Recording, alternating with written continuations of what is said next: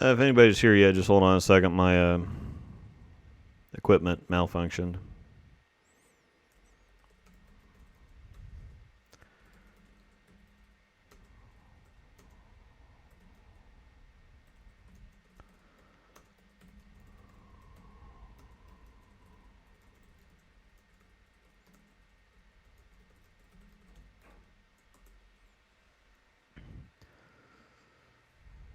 Okay. It's going mighty swimmingly so far.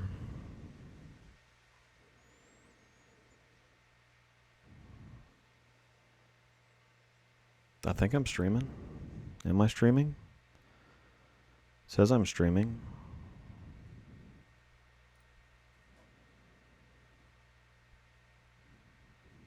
Apparently not. Where the heck am I streaming to?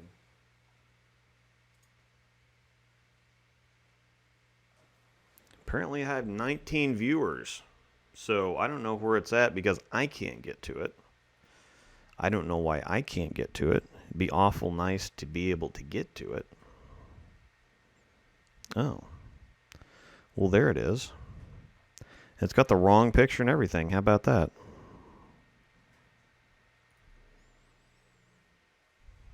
We took the world's most innovative capo and completely redesigned it with more than 30 improvements. This is a great start. This is a great start.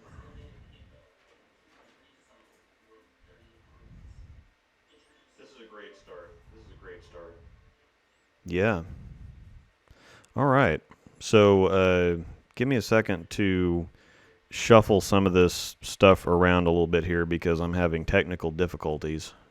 Apparently when you click start stream and click which stream to start it to, because I totally wanted this thumbnail. This is a thumbnail from like a million years ago. So I don't even know what the heck is going on here. There we go. So we're going to save that. And then I'm going to need to share this stream again because hacking difficulties.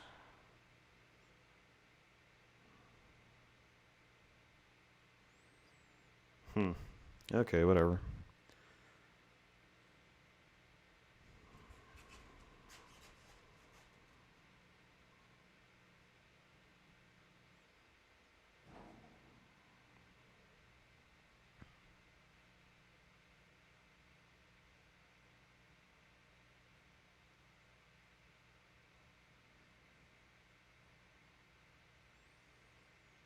Did all that work?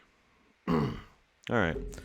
So, it appears as though several of you have found this anyway, despite my computer's best attempts to derail this nonsense. So, why is that on? Thank you. All right. James Kniffen. Thank you, James Kniffen, for the $5. The 5 spot. Stream link posted in Discord. Oh, thanks, James Kniffen. Because I've got problems. Good looking out there, Norm. Yeah, Emerald. I went to sign on to it, and for some reason it had it had made its own stream, and I tried to select the stream that I set up.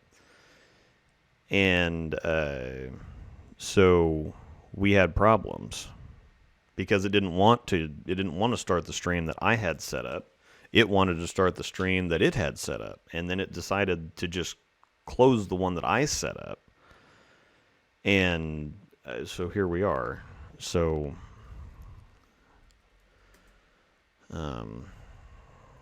yeah, I'm going to try to go to Facebook and hope it's still signed in. Bonus bowling, it is signed in. Whoops, link is not spelled with an E.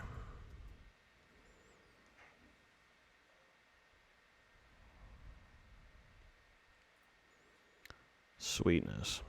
All right, I've actually got a small agenda, and I have no idea why. Pay no attention to the technical difficulties. So,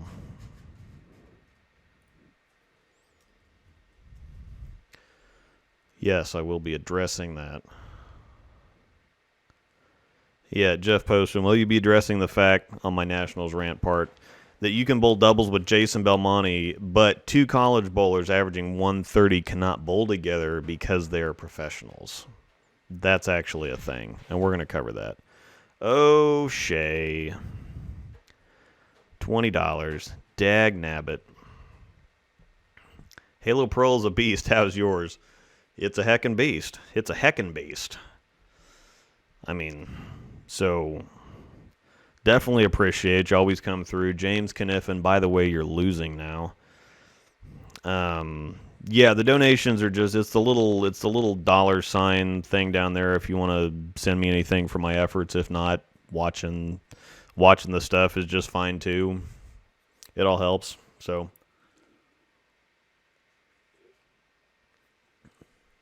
Bass Mouth Koozie. All right. So yes, the donations are just to kind of help with time and effort and equipment and all that stuff. So two Halo Pearls sitting beside my desk. Grumble, grumble, no time. I know about the no time thing. That's actually what I'm going to start with. Shot for my first 300. Did you shoot your first 300, or do you have a shot at your first 300 now? Either way, that's cool. All right. Not worried about it, Blue. Just glad you're here. Thanks, man. Tips on choosing a mark to bowl with. Looked at the pins my whole life, but want to start using a mark. I look at the foul line. So as long as I'm kind of going in the right direction and everything feels right, where I lay the ball down is much, much more important to me. Because if I lay the ball down in the right spot and my mechanics feel right, then everything ends up perfect down lane. Don't ask me how it happens. I probably don't copy that. Most people go with the arrows or the dots. It's going to be a big change. But if you're used to looking so far down the lane, looking at the arrows is a pretty common place to look at, Red. 297. I think I've had a 297, one of them. Maybe, once upon a time. Yeah, I go by feel. I'm more of a feel bowler myself, so. All right, so we've got a few people in here now. I'm going to start on the itinerary or the agenda because I haven't posted a video in a while except for the wildly entertaining video. Oh, boy. Jeremy Smith. Appreciate it, man. $20 from Jeremy. Very greatly appreciated. All the proceeds right now are going towards a new camera. Because part of the reason I haven't done anything in a while is because every time I go to take any video, it's a production because I have to take the stand, I have to take the camera, I have to take a power strip, and I have to take the power cord because the battery on my camera is fried. It just doesn't work anymore. And so every time I go to try to hook something up, I can't just take the camera and go set it down somewhere and do something. It's an entire production and a setup, and then when I'm done bowling, I got to tear it all down, and I'm not mobile at all. I've got to set it up in one spot, and so I can't do any like Brad and Kyle stuff. They're way better than I am anyway. I'm going to talk about that in a minute too. But yeah, that's kind of what it all goes for. It just doesn't go into my pocket or anything. It actually gets spent on production and stuff. So, all right, itinerary time. I'm busy. That's part of why I haven't done anything in a while. I had a couple weeks stretch. What are you licking the floor for? Aspen, come here. What are you doing? What you licking the floor for? You want to be on TV, Mistles? You're going to have to get up higher. You're going to have to get up higher. Yep, that's my microphone. You want to talk into it? The famous puppy. All right. I'm busy. I have... for those of you that don't know, I am a state bridge inspector, and so I travel quite often. By the way, if let me know on the audio if you can't hear anything or if it sounds weird or whatever. I don't have anything humming in the background and nothing is crazy. I'm going to apologize to Rook right away for the lighting. I've still been too lazy to fix it. I'm just going to say I've been too busy because that's the theme that we're rolling with right now.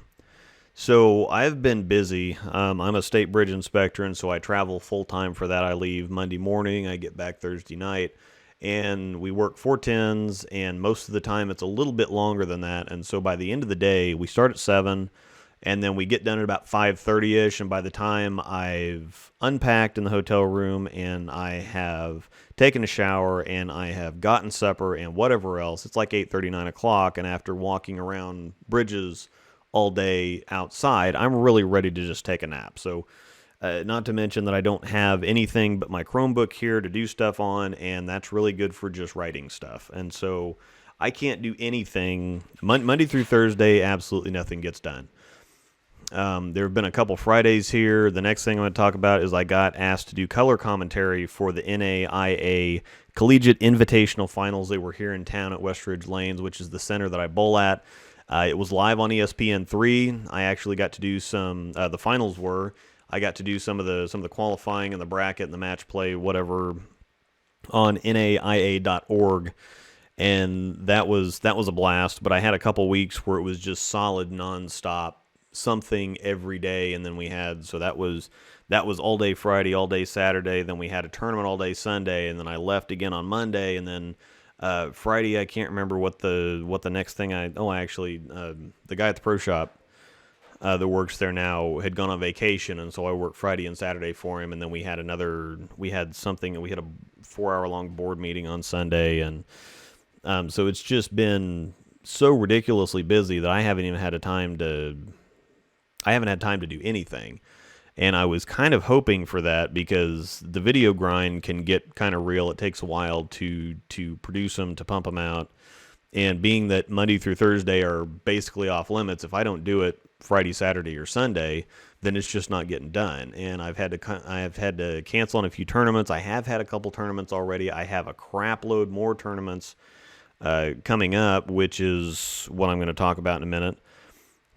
But it's just been too crazy busy, and I'm kind of thankful that we don't really have any big name releases coming out. We have another matchup, which is a different colored matchup hybrid. There's a lot of people saying that it's better than the other one. The other one was pretty good, but this one looks like it's a little bit rounder, so it looks pretty good. There's a couple new hustles. One of them is basically a polished HYB, and then the other two have the pearl version of the winter cover on them. And so those should be pretty good, nothing I'm terribly interested in. And then we have the tropical surges, which should be a lot like the ride. The numbers, the core numbers are really, really close, like the ride and the joyride. I think that there's a hybrid one, and then there's several pearl ones.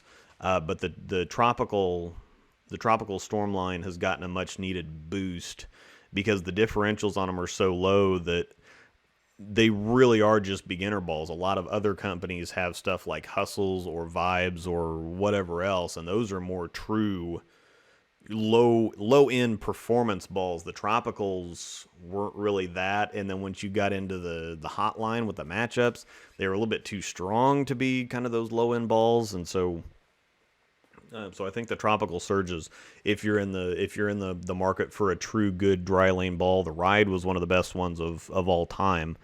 I don't think I had a Joyride. I think that was pretty good too. There's a lot of people that enjoyed that, but that's basically what you're looking at is like rides and Joyrides with the new Tropical line. I will not be reviewing any of them though, because the unfortunate truth there is just they don't get a whole lot of views, and I don't have the time to do them anyway, so I'm kind of glad that we didn't have another Premier line release or something. And the new Hustles actually just got pushed back to June 7th. They were May 24th, I believe. And there's so much of a they're looking to be so popular. They've had so many orders that's why they pushed it back. And so the release date is June 7th, I believe, like I said. And the staffer ordering date is also June 7th. So we won't even be able to order them until release day. So that's another big thing why I'm really not going to do that. Let me just go ahead and skip, since I'm talking about being busy. I have a lot of tournaments coming up. I have on Saturday the 20th here coming up next weekend.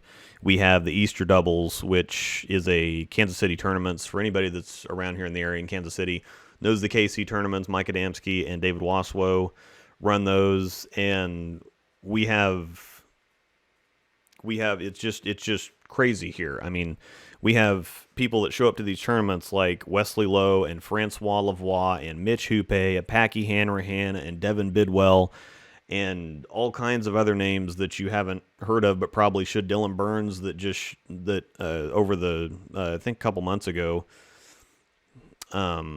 shot the highest 9-game series in history, period, like ever.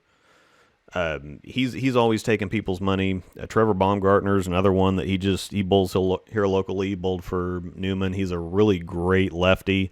Those guys usually run over everybody, but Austin Bolds and just all kinds of people that are just names that you haven't heard of yet all come and bowl these tournaments and take all of our money. And so just really, it basically feels like going to a regional every time I go to one of these tournaments. So I do actually have a regional that I'm going to in Junction City here in a couple weeks, and it's basically going to be like one of these local sweepers that I already bowl. There's not going to be anybody there that I don't know or don't see at any other tournament. So we have a doubles tournament that I'm bowling with Jesse Bauer. He's another guy that he's got anybody that goes to the Greater Ozarks. He has the all events record with like 2340 something. I think it's 2347 or 2349 or something ridiculous. Scratch. So yeah, I get to bowl with him. The following day on Sunday is Easter singles, and they're both double points for the KC tournaments, the local tournament series that I try to make it to as often as possible. The 26th through the 28th, there's a PBA Regional in Oklahoma City. Probably not going to make it to that one because that's like the only weekend that I have clear available at all. Then the 3rd through the 5th of May is the PBA Regional in Junction City, which I am going to make. Then we have the 18th and the 19th of May is Greater Ozarks in Springfield. The wife and I always try to make that into a little vacation, so it's going to be more like the 16th through the 22nd or something like that, because we like going to Branson down there in Springfield. And then on the 27th on Memorial Day, we have an 8-gamer with double points again. We did have a tournament today that I had to miss. I was working the pro shop today. The operator was bowling state. I'm not even bowling state this year, so that's just a little too busy to do that. So yeah, and in between that, I'm on the road every Monday through Thursday, and then I have Friday to kind of wash clothes and catch up a little bit and get ready for the weekend. So too busy to make videos. I'm gonna scroll back up in here. Tut. Geometry is fun. Yeah, that was really interesting. If you guys haven't seen my fun with geometry video, the trees we have in Kansas here are giant windmills, and the windmill blades are something like 60-ish, 70-ish feet long. And one of those tried to take a corner in a really terrible intersection to get up on the highway. Whoever planned that route really phoned that in and pissed a lot of people off. But it was funny, so if you haven't seen that, you should probably watch that. That's about as awesome as things get here in Kansas. I did see an armadillo the other day. I might have to upload my armadillo video. Seen a lot of dead ones, but haven't seen a whole lot of live ones. I'll answer a couple questions here. Two-hander have 505 rev rate. Otherwise, I'm going to get too far behind here. Was it that guys on tour do to get the 600? I don't think they actually get to 600. I think Jesper Svensson's like the only one that can actually get to 600. Specto's a little wonky with rev rates. They had Daria Payuk at close to 500-ish, and yeah, I think she can get up there, but they had Norm Duke at like 400 or something, which is hilarious. So I think Specto's just a little bit off. So, haha.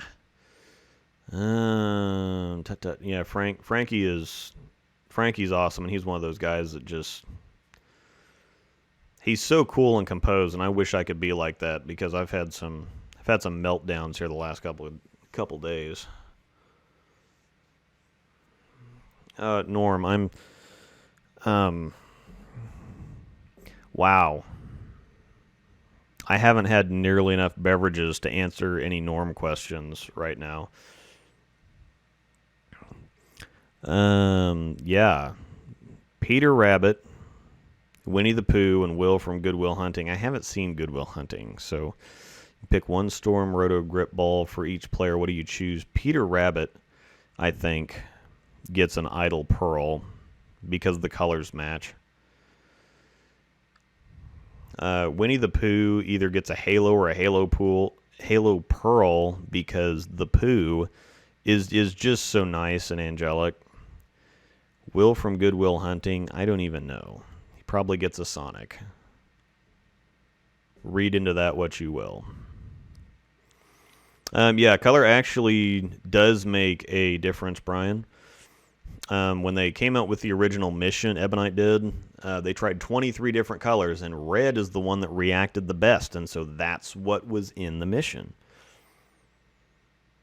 So, yeah, Steve, high rev rates sound good for TV. Yeah, you got Norm to, it's a 400 rev rate. I don't think so. Not quite. All right, back to the itinerary. Talked about the tournaments. And I'm going to hit this really quick.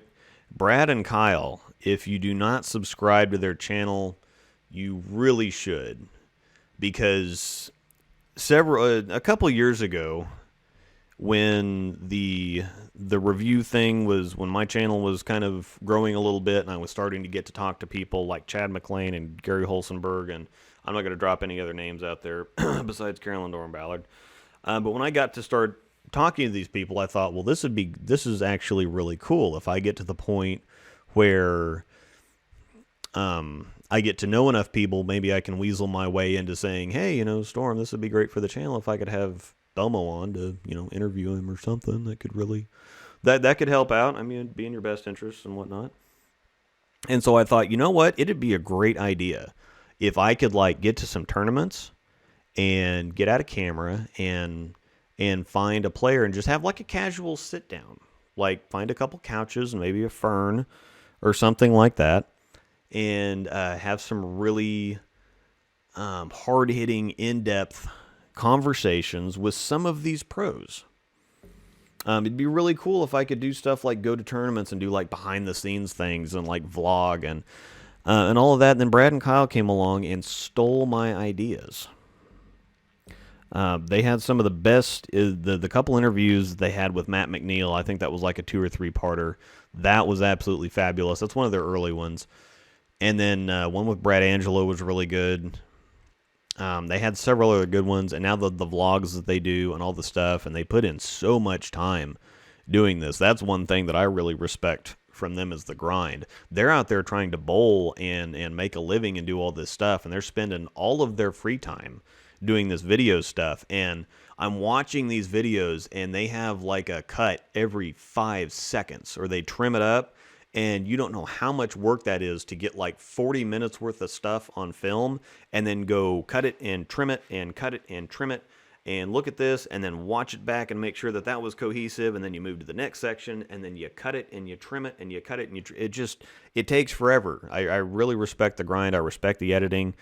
They're doing stuff that I really wanted to do, but they're doing it so much better and putting in so much more effort. And both of them being out there on tour, and now they've made a couple shows. They made the doubles show. Brad's going to be on Monday for the PBA Playoffs, which I've got up there. I'm actually going to run through my bracket because it's fun. Bowling should be fun. And Brad's a hometown guy. He's from Kansas City. And being that I haven't gotten out to, until the last couple of years, I hadn't gotten to many tournaments. I hear about all these names, and this is so-and-so and so-and-so. And then I got to meet him a couple times, and have some really awkward conversations and interactions with him, partly because he hasn't seen The Big Lebowski, and didn't get any of my references. Hi, Mistel. Hi. What do you got on your face?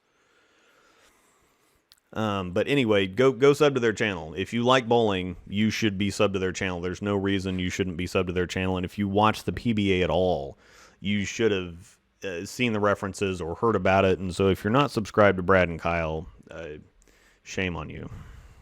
Shame, shame, for shame. Okay, so we're not doing too bad on questions. All right, next thing I'm going to go into is the NAIA Collegiate Invitational Finals that were here in town.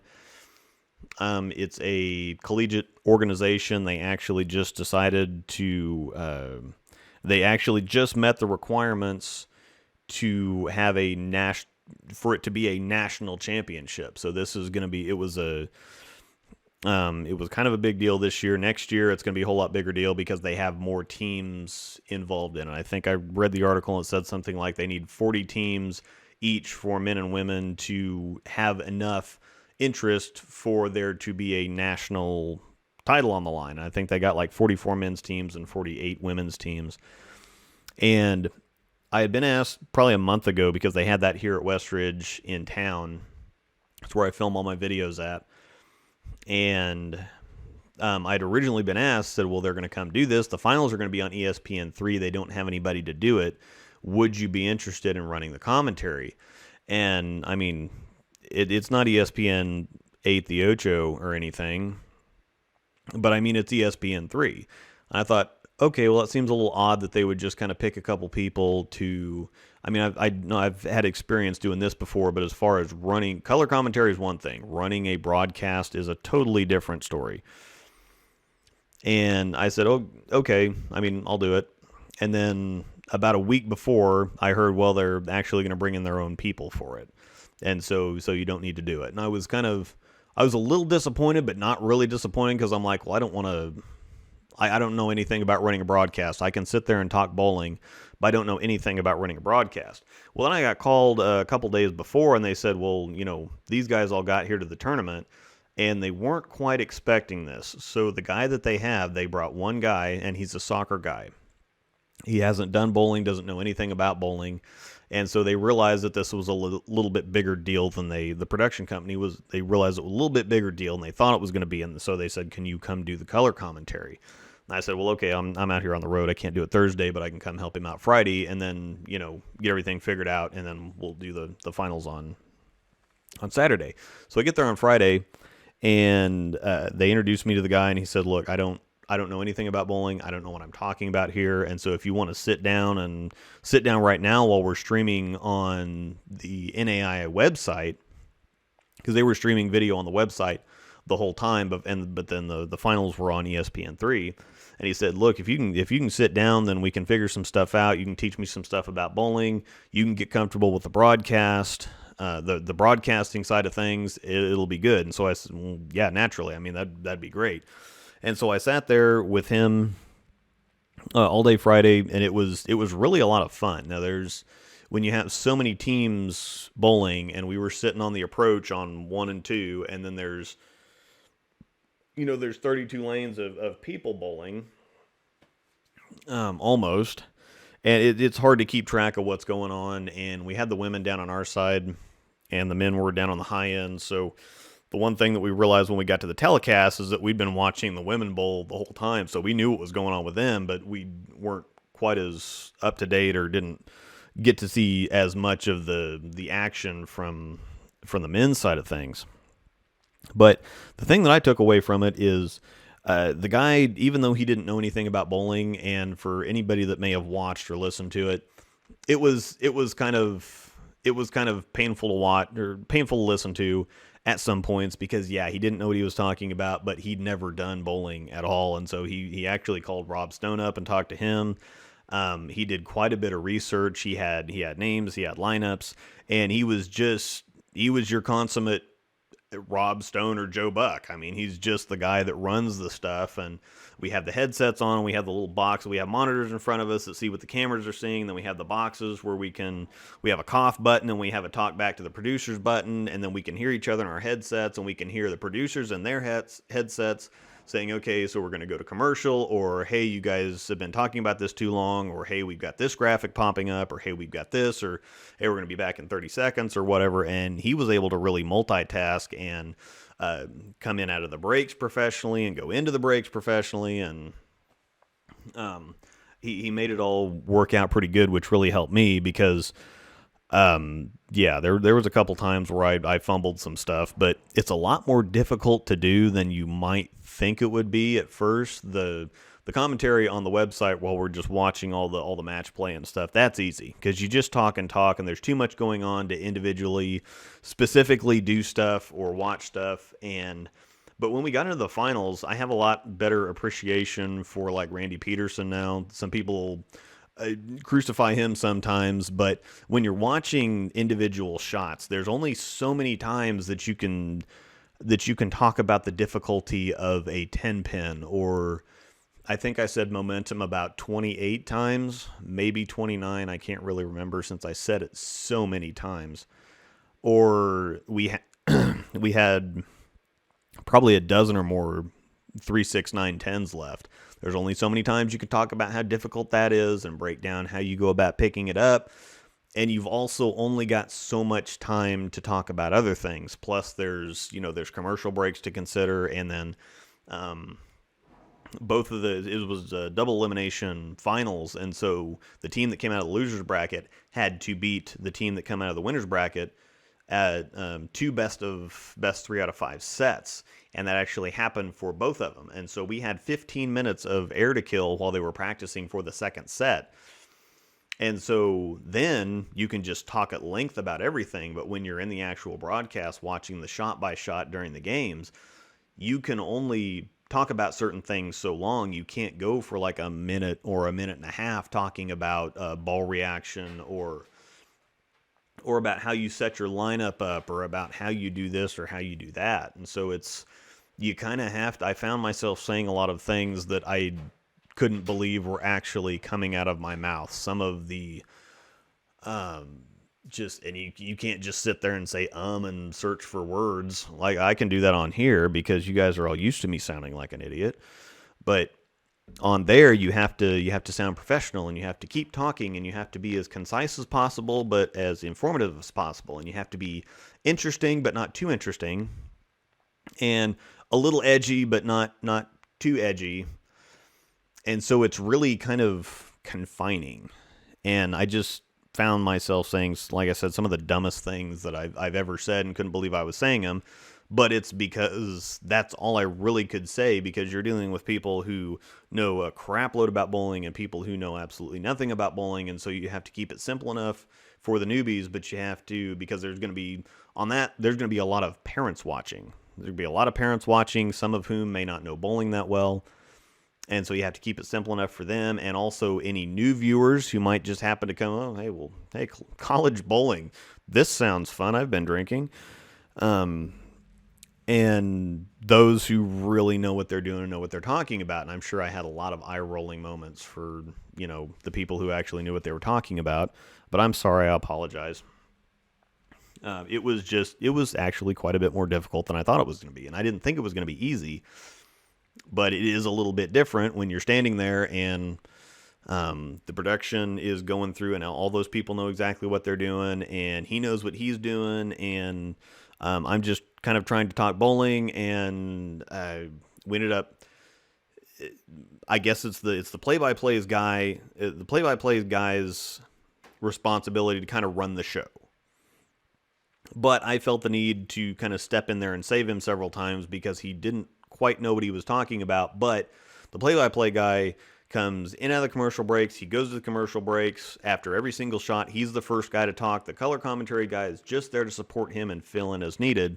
And so we had a little bit of, it was kind of touch and go and a little bit awkward. I think I tried to talk over him several times, and he tried to talk over me several times, because I'd see something that happened on a shot that was interesting, or that I actually had something to say, and I just tried to start talking about it. But he's the guy that really needs to say something about it and lead into it, and then I'm the guy that's supposed to expand on it. We're supposed to bounce back and forth off each other that way, and it was a little difficult. But oh boy, I've got more stuff. Carpe Diem, thank you very much. Ernesto, thanks a bunch. Really appreciate it. That new camera is coming awfully fast. We do have the camera picked out, by the way. It is only $850.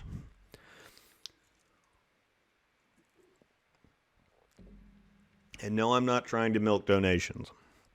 I'm just telling people that I'm not going out on the cheap. I'm actually trying to do this the right way. And if you donate anything, it will go towards that. Even though Brad and Kyle beat me to the punch and are doing everything that I wanted to do. But they're doing it really good. So once again, go subscribe to their channel. I really hope that the Invitational Finals comes back next year. It was a whole lot of fun. Katie Thornton and Verity Crawley's teams, actually the men's and women's teams, actually won both. They won the women's finals, and then they won the men's finals. SCAD came out of the winner's bracket. Okay, so the women came out of the loser's bracket and won to push it to a game to another set, and then they won. And then the men came out of the winner's bracket, and then they lost the first round, and then they won the second one. So it was really cool. I'm a really big fan of Verity Crawley, and so that was really cool to get to see her and meet her, even though I was completely terrified of this tiny little English woman. But I've ever since the big three were at Weber, her and Diana and Daria. They're just so much fun to watch bowl, and you know everybody else can talk about all the attractiveness and all that stuff aside. I really like watching them bowl. I think Verity's probably my favorite one to watch bowl, just because her mechanics are so great. Her mechanics are better than Daria's. They're better than just about anybody that I've watched. I really like watching John Zerbinski bowl and Mitch Hoope. You're going to see a whole lot more of that guy, by the way. But Verity's probably my favorite person just to watch bowl because she throws it so well. And if you follow her or Daria on Instagram or Facebook or anything, they're always positive. They're always excited. They're always uplifting. They've always got something great to say. And international people just sound more intelligent. I mean, we just listen to her talk, or Stuart Williams or Dom Barrett, and they just seem so much more mellow and not quite as crazy and angry and wild as some of the Americans. And so I'm a big fan of the international bowlers, more specifically the English bowlers, to begin with. So big fan of Stu and Dom and Verity, number one. But then number two, I really like watching Verity bowl. So that was very cool. She told me to stop being so shy.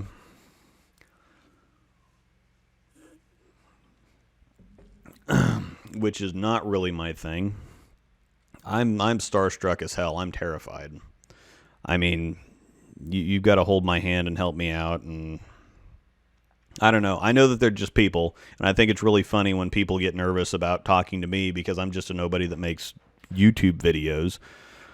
But if you see me out in person, come talk. It's really fun.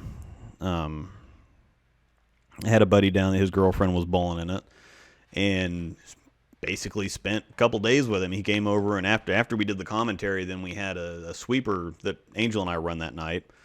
That goes from about 9:30 p.m. to 2-ish o'clock in the morning. And so, yeah, I did commentary all day long, and then we bowled league, and then we went and ran the tournament.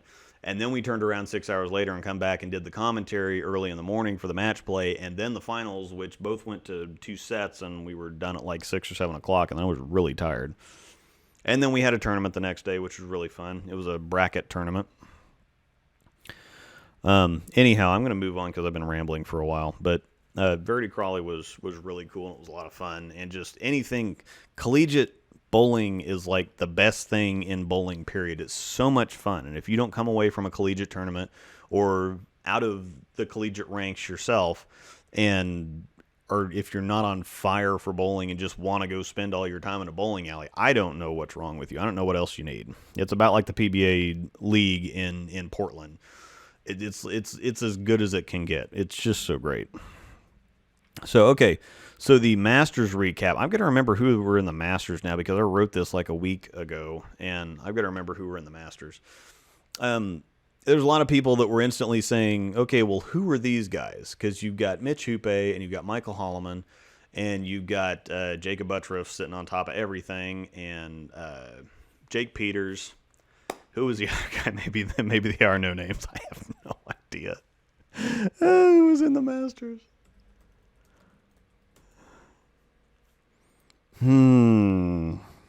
Step ladder finals. Oh yeah, the Irish guy. The Irish guy, he was great. Boy, that was a whole lot of fun. I was really disappointed that Hoope lost. Um but yeah, it was really fun watching him. I need to get his name. Christopher Sloan. Mitch Hoope, Chris Sloan, Jake Peters, Michael Holloman, and Jacob Buttriff. There's a lot of people saying that, well, there's a bunch of no names in the Masters. And I realize that there's not a whole lot of people that follow it quite as close as other people. Jake Peters was one of the lesser known of the big studs at Wichita State. I mean, like if you're the fourth or fifth guy on the team, you're still like any other team in the country's number one or number two or something. No offense to anybody else's, no offense to any of the other college teams, but Wichita State's one of the powerhouse names. And he was one of the big shots a little bit longer ago. But he does have a PBA title when he was just playing the super fallback fade through the middle on Badger to win that summer swing tournament or something. The ball didn't get right at the head pin until it was at the pocket. It was actually really impressive to watch. And I hadn't been terribly impressed by his game because he's a big guy. He's got a really high backswing, and then he gets down to the bottom, and it looks like he kind of kills it or doesn't catch it as much as you'd expect him to. And so I'd never been terribly impressed with his game. But his wife, Melissa, I actually used to bowl against her in. They had a traveling sport youth tournament way back in the day. She went to Newman for a little while and then ended up on Wichita State's team. But anyway, I guess she got into him. He was complaining or something. She said, "Look, you're just not working hard enough. Work harder." And he made the show at the Masters and looked really damn good doing it. I mean, I was really impressed with how he was throwing the ball. It was obvious he'd worked quite a bit, and he just decided he was going to win that tournament. It didn't work out like that for him, but man, he had a lot of confidence. He was throwing it extremely well. It was a lot of fun to watch. Mitch Hoope is another guy. He's from Canada. Obviously, went to Wichita State too. He won the national singles title or the world bowling singles title or something. He's one of those guys that's just, he knocks the pins down. And his ball hits incredibly hard. And I've wondered how he does that with such early timing. He gets his forward swing going so fast, but then he holds it for a little bit, and he's got that flick of his wrist at the bottom, and it just comes zinging off, and pins fly everywhere. So he's just incredibly fun to watch, and you're definitely going to be seeing more of him. Christopher Sloan, the little guy from Ireland, he was a whole lot of fun to watch. And I just don't know how you could not like Irish people. I mean, they're hilarious to listen to, and he was a ton of fun to watch. And then Michael Holloman, the other guy, the big lefty that just wrenches on it. I've seen him on my Facebook mutual friends suggestion thing for years now. And so I just kind of naturally follow some of these people. And he's a ton of fun to watch. So I think that everybody has to get on TV for the first time. It's just they all happen to do it on one show. With the exception of Jake Peters and Buttriff, which Peters has only been on one or two other shows, I think. So he's not terribly well known. But this wasn't one of those things where it's a Masters tournament, it's open to everybody, and so you have a bunch of no names because they're better than the pros. No, these are a bunch of guys that are already out there grinding the PBA stuff, and they happen to break through. You're going to see a lot more. You're going to see a lot more of every single one of these guys. I mean, Mitch Hoope is just absolutely outstanding, and I know a lot more about him because I've gotten to see him take my money in person on multiple occasions, and he's just too cool for school. So Then there was the other thing here about what? Steve G, thanks. What? Interesting. All right, so I'm going to have to catch up on questions here. Have a good night. See you later. Noise. Oh. Correct prime, intense, hypercell, fuse, physics, high road, nano, scream, rocket ship, pitch black. That's a lot of balls, and they all sound pretty good.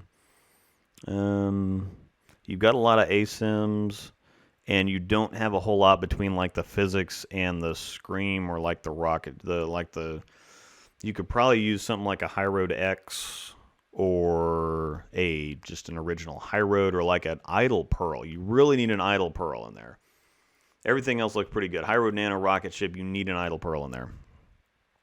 Yeah, was the Baker format for team? Yeah, it was the Baker format the whole time for that collegiate thing. That was awesome.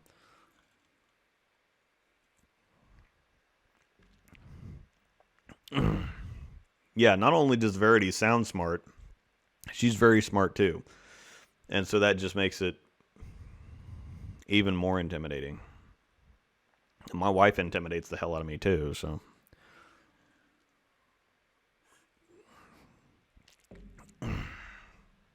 Yeah, the accent helps. It helps when you're smart and then you sound even smarter than everybody else too. It's a win-win. Boring, no nonsense question. You made a video a while ago about a Storm Roto Grip wish list. What would be on that list now? I'm not really sure. That's kind of a tough one. It'd probably be something in like a Premier line, because I'm really happy with a lot of the stuff. I've had a set bag for a while now. All the stuff that I said last time I had like a month and a half ago. I'm still carrying the Halo Pearl. I'm still carrying the Idle Pearl. I'm still carrying the Crux Prime. Still carrying the Phase 2. I did drill a new Sonic pin down. I'm on the fence about it. I just don't match up with that core. And then an OG Idle. I think that's it. There's something that came out. The Intense Fire is coming back. I'm getting another Halo because I need something that shapes up a little bit more. Then the Crux Prime's really smooth, and actually it's like the greatest spare ball I've ever had, because I don't waste a spot in my bag that way with an actual spare ball, because it's so slow that it goes dead straight, so I can throw it at all my spares, and because that cover doesn't absorb oil, I'm not hurting the cover at all by throwing it at spares. And when I need to use it, it's in the bag too, so that's just a win-win-win for that one. So that one's never ever coming out. The Phase 2 can be a little long and wiggly and smooth sometimes, so I need something like the Halo that's got a similar read, but that has that torque on the back end. So I'm adding a Halo in. I need to finish this up here.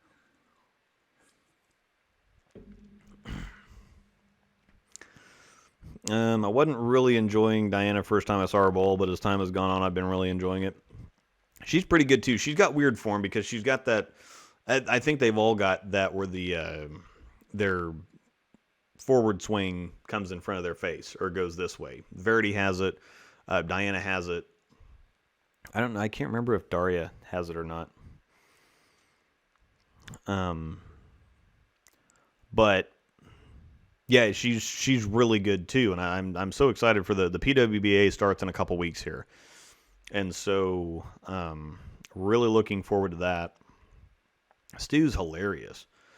Stu Williams is absolutely hilarious. I got to, when I was at the U.S. Open here in Wichita several months, it was like October now, he was having a conversation with Gary Holsenberg, and I was just sitting there, happened to be watching, and they were having a conversation about something. He was getting fired up about it, and there's nothing funnier than listening to an English guy get fired up about something and still not really be pissed at the same time. Like when English people get pissed, it's way different from when American people get pissed, because they're angry and they're intense and whatever else, and English people are just kind of like, hey, or it's just hilarious. They can be mad as hell, but all you can think about doing is laughing. It's great, and man, he's hilarious.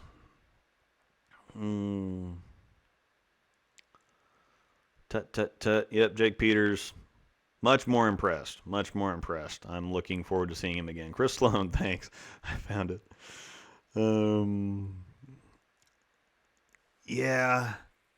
Yeah, I really wanted Hoope to win, and then I like watching Sloan, and then Jake Peters really impressed me, and then Holloman impressed me, and then Buttriff finally got a.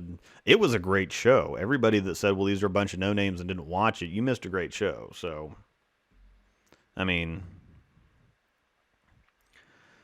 tut tut tut, yeah, yeah. And Hoope's you've seen Hoope in the top 10 or 15 a lot of times this year. He just hasn't made TV, but he's gonna make tons of them.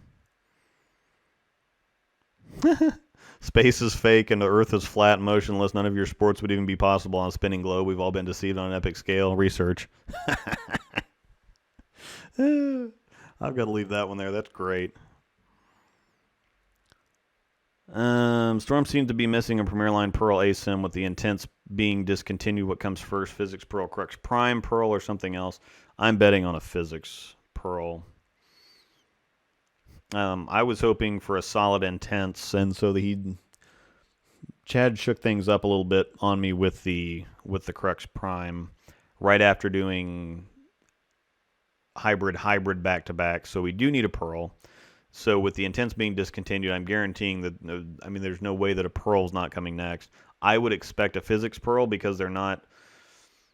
They happen to kind of strike gold with the Crux Prime.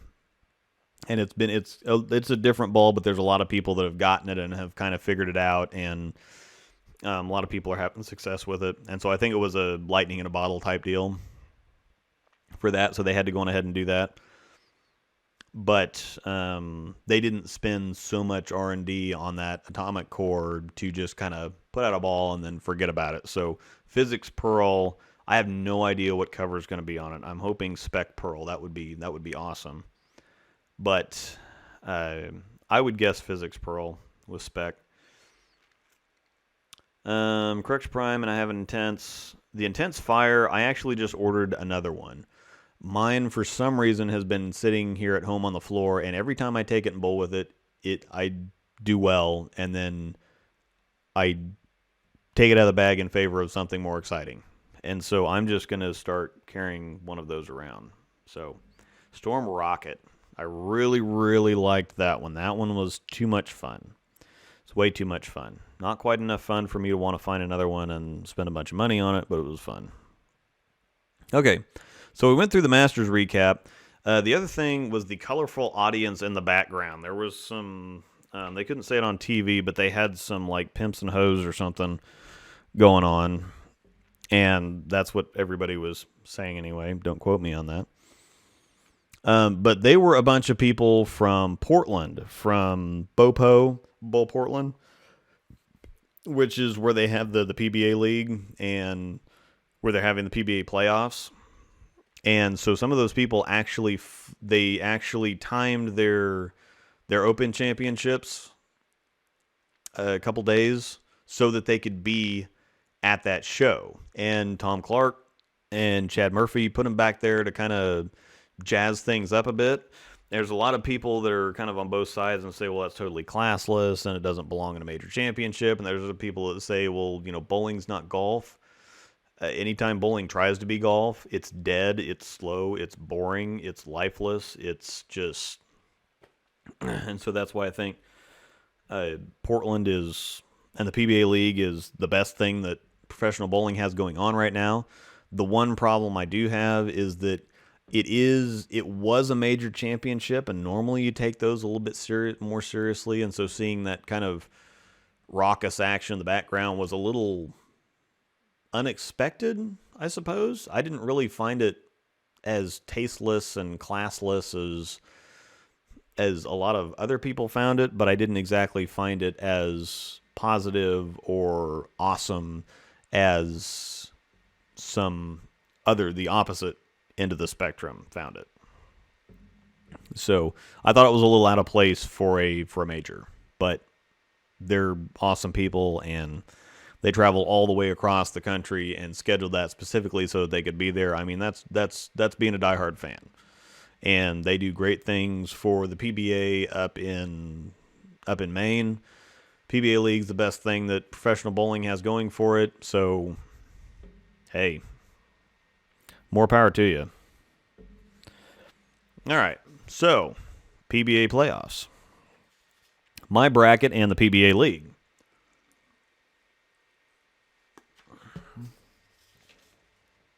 I need another drink. Bourbon Barrel Natural Flavored Cola. Bourbon flavor with a crisp finish. Not actual bourbon. It's just a bourbon flavored cola.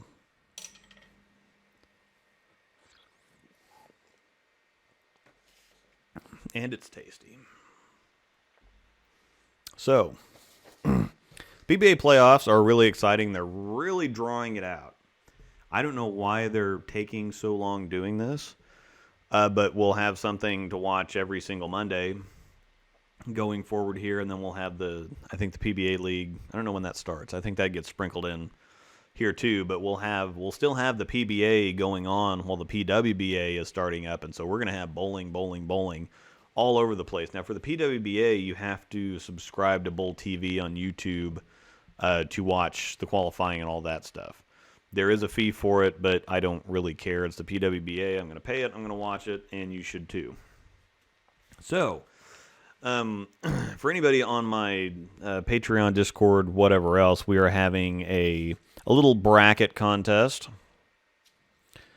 As you can see, I have a picture of the bracket up here on the television that I have not fully utilized yet. That will be coming soon.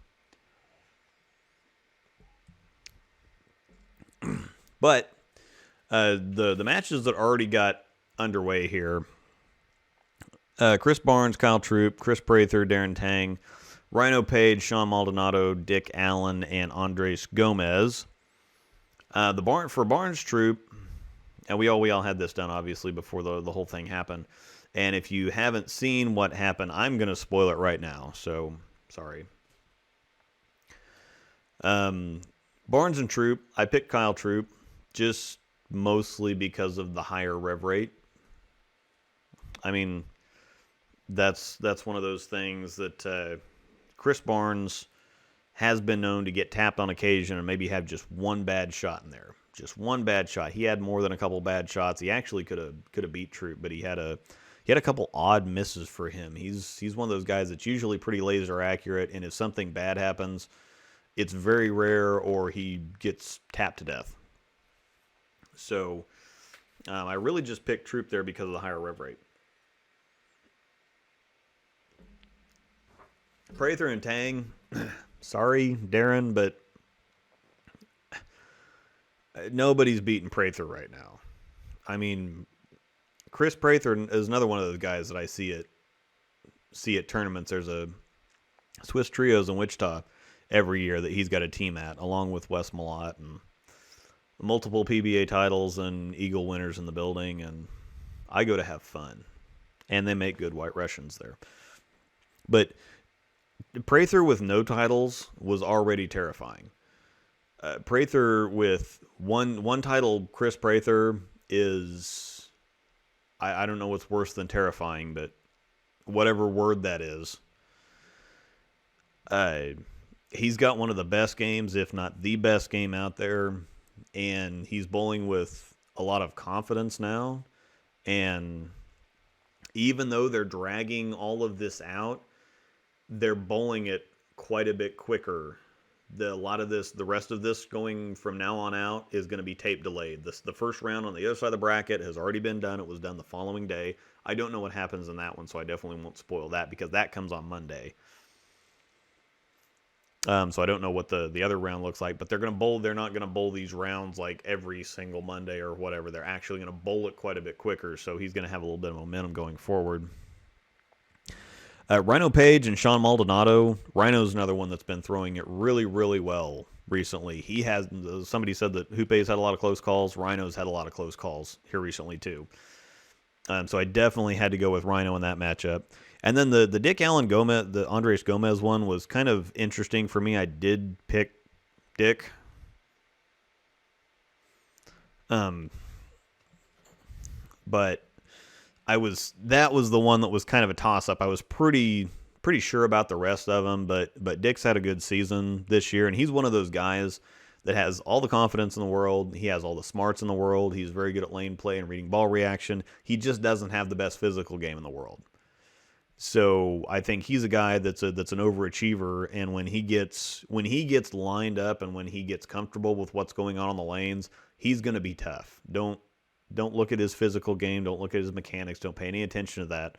He's proved it a couple times already when he's won this year. So out of those matches, Kyle Troop did win. Chris Prather did win. Rhino won really impressively. Had like the front eight or something. And then Andres Gomez did beat Dick. Dick just had he had a rough time. I felt for him. Prather actually picked to go. He was the highest seed in that round, and so he got to pick the order in which they'd go. Well, he picked the last game. He picked them two bowling in the last game of that 4-game set so that Darren wouldn't be able to use urethane, so that the lanes would be beat up enough to where Darren would have to get in and hook it with Prather, and you're just I don't think anybody outside of Belmo is as good at getting deep and hooking it as Chris Prather. So looking at the other side of the bracket, we've got Wes Malott, Josh Blanchard, Marshall Kent, Jesper Svensson, Don Barrett, Brad Miller, Kyle Sherman, and DJ Archer. These are quite a bit more difficult to pick, and this is where I think my bracket's going to fall apart. Malott and Blanchard, that's a complete toss-up. And with these being one-game matches, I don't know that they both get bit by the carry bug quite often. I mean, if BJ Moore was one of these guys, you could automatically knock him out because he's just not going to carry anything. That guy throws it so ridiculous. He throws it too good. He throws it too good, so he just doesn't carry. I did pick Blanchard to go through though, because I think on a fresh shot or a little bit fresher, he's really good at going straight. Malott likes to get in and bend it a little bit, and depending on when they start or at what point in the matches they go, if they go early on, if they're one of the first matches, I think Blanchard wins. If they get in to the later stuff, if they're one of the later games, I think Malott wins, but I did go on ahead and pick Blanchard. Marshall Kent, Jesper Svensson. After coming out pretty strong for the first couple tournaments, Jesper's been a little bit quiet. Marshall Kent's another guy that throws it so good that he gets bit by the carry bug all the time. Not quite as bad as EJ Tackett. My God, every time you see a not top 10 type deal, he's always leaving something stupid. Stupid, like stone 910s and just the dumbest stuff you've ever seen to miss some of these shows. And it's just unreal how bad EJ's carry has been recently. But Marshall Kent's kind of in that same category. He throws it so well, his ball reaction is almost too much. It's almost too good. It's almost too strong. Jesper Svensson's been a little bit quiet, though, and so I picked Marshall in that matchup. Barrett Miller, this one was really tough because I'm a big fan of Brad and Kyle, just period. And Brad's one of those guys that thinks a lot. He spends a lot of time in his own head, but at the same time, when he gets lined up and gets comfortable, he's one of those guys that'll just mow you right over. So he's kind of streaky, but he's been bowling extremely well. I mean, he was 19th. He's 19th in points right now. They made the doubles show. Other than that, he's been in contention in a lot of match plays. He just hasn't made a show. Kyle did.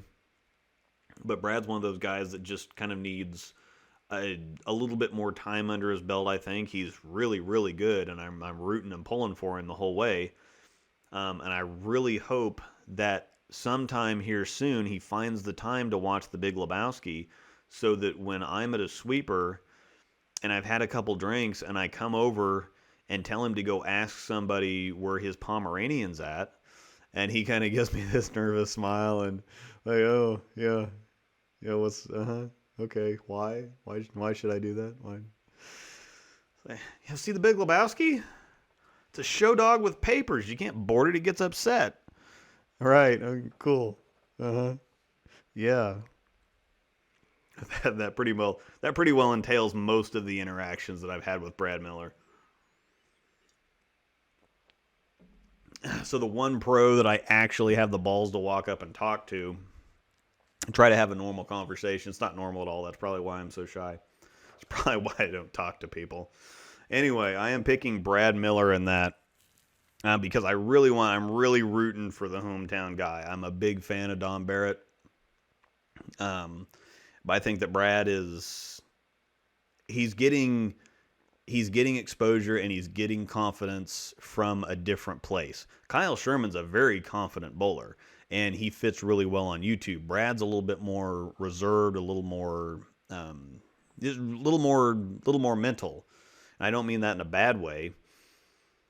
But he's one of those guys that he's quietly confident and he doesn't want to have one of those big high rev high speed games that's just gonna impress your socks off. He's gonna be one of those Norm Duke type guys that just throws the shot the same way every single time. And if he can get some confidence and get lined up and get comfortable, he's gonna mow over some people. So I'm picking him against Dom.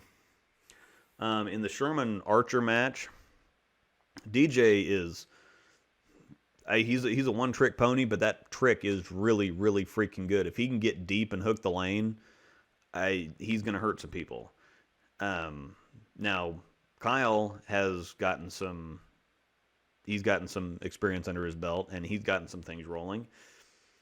And so I think Kyle is gonna be. I picked Kyle in that game. Partly because I like him, but he's got the most beautiful teeth in bowling, by the way. If you watch any of his videos, you watch him on TV, Kyle Sherman has the most beautiful teeth in bowling. You heard that here first. So he's just going to win because he's got such a nice set of chompers. So if we go to the other side of the bracket, now we've got Belmonte Troop, Darty Prather, Simonson Rhino, and Tackett, and then Gomez is going to be in there. Now, I picked Belmo. Troop is still having some problems with his ring finger.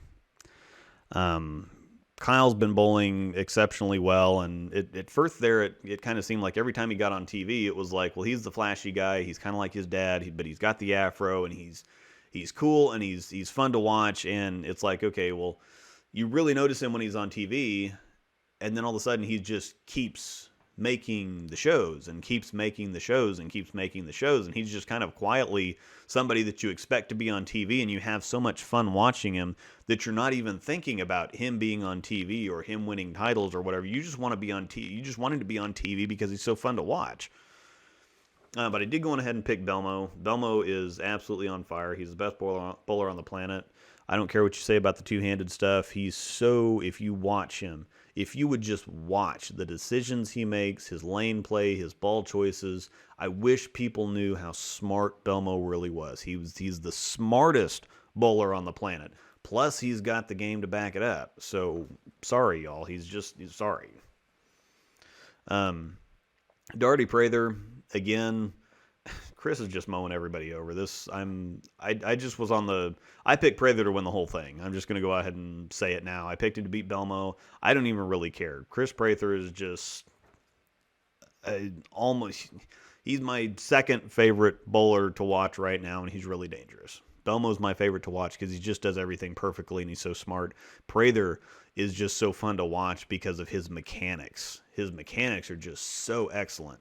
Watching Belmo hook the ball all over the place, the power game is a little lost on me. That's why I kind of like watching the PWBA a little bit more, because it's more precision shot making. Not saying the guys can't make shots, obviously. Hashtag Chris Prather. But, God, Prather's just got it all. He's just ridiculously insane to watch. I'm watching him mow over the field at the U.S. Open, especially on one of those patterns where everybody else was struggling to stay even, and he went like plus 300.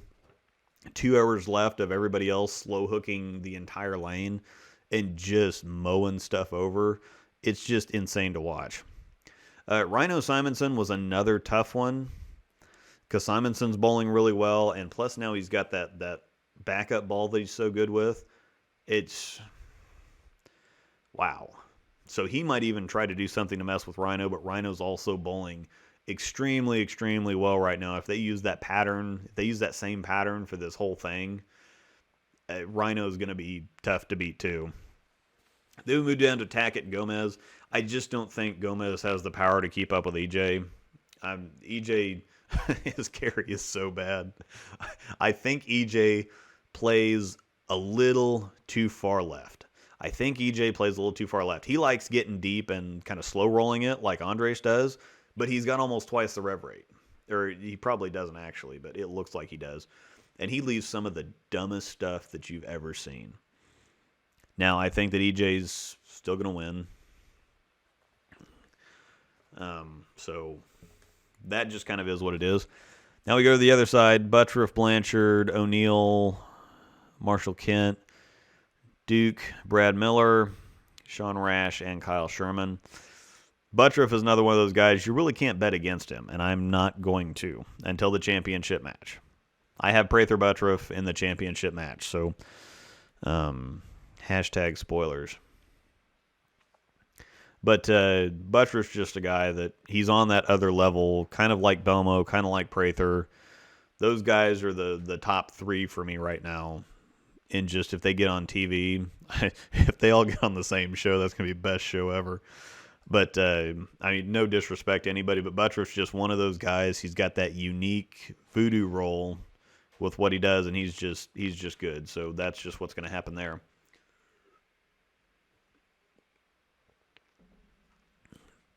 Bill O'Neill's been having a quietly extremely good season also.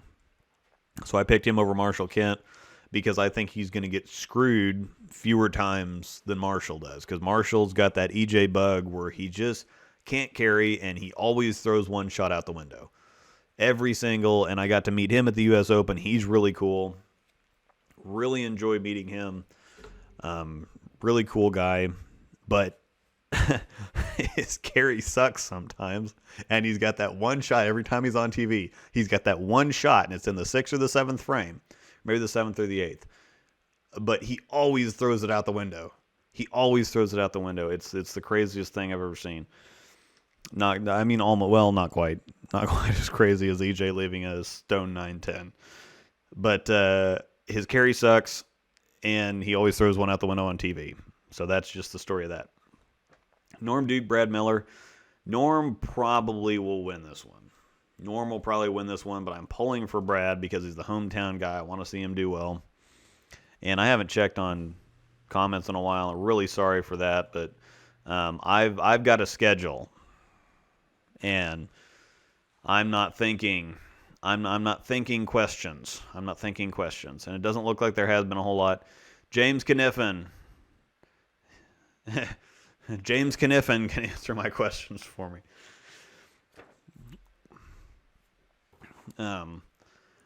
But that's what I'm looking at in that. Bill's been having a really quietly good... Okay, so I was already done with that. Bill had a quietly good season, so he's going to beat Marshall. I'm pulling for Brad Miller. If he can get a little bit of something rolling, if he can get past Dom, Norm Duke is bowling extremely ridiculously well, especially considering his age, but I'm pulling for Brad. So I'm going to take Brad. We got into the Rash Sherman match, and Sean has been having, he's been on TV a couple times. He had the doubles thing, and he had the singles thing where unfortunately he missed the 10 pin where Dick Allen won that one. But he's been bowling really well. Sean Rash against Kyle Sherman. Again, I'm pulling more the Kyle and the Brad and Kyle thing, and mostly just because I wanted them to bowl each other. So down here in this bracket, I'm going more for the dream Brad Miller Kyle Sherman matchup. I really want to see that happen. So going back to the other side of the bracket, now we've got Prather Rhino to go to the finals, and Buttriff. Or wait a second. Oh no, Belmo Prather. I already said Prather was going through. Rhino EJ. I think Rhino's going to go through. he's going to beat EJ just because EJ is going to have something stupidly ridiculous happen, and Rhino's all by himself on the left side. It doesn't matter whether he bowls the first match, the last match, whatever else. The only time he's ever going to have anybody on his side is if Simonson decides to go backup ball against him. But I don't know if that's going to happen or not. I don't see that happening with the. I don't think the lanes will get beat up enough for that. But I think Rhino's going to make it past EJ. So it's going to be Prather Rhino on that side of the bracket. I've got Buttriff moving on against Bill O'Neill. And I've got Brad Miller moving on against Kyle Sherman, getting a little bit of revenge for one of the shows that they got to. Brad and Kyle faced off in the round of 16. And I think Brad actually won the first 2 games, and then Kyle reverse swept him. So pulling for Brad to get a little bit of revenge here. Prather Rhino. Prather's obviously moving on. Buttriff's obviously moving on against Brad Miller. Again, I'm really pulling for Brad, but Buttriff's a freak. He's an animal. And then, obviously, I already said Prather was going to win. So I've got Prather, the champion of your 2019 PBA Tour playoffs. And just because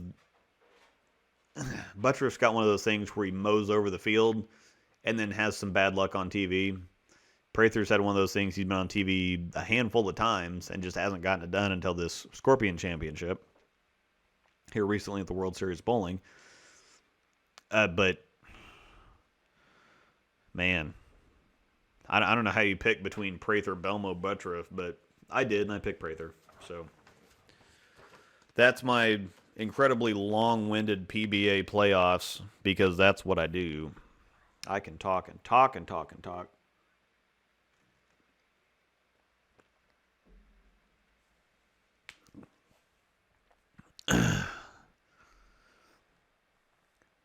So,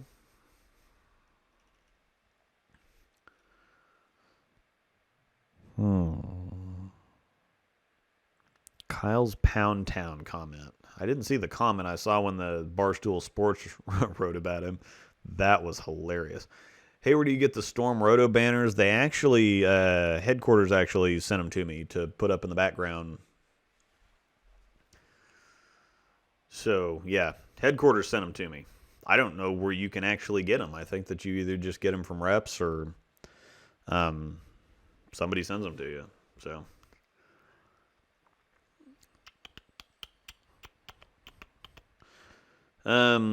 Sean, his game is so ugly it's hard to watch. I assume you're talking about Dick Allen?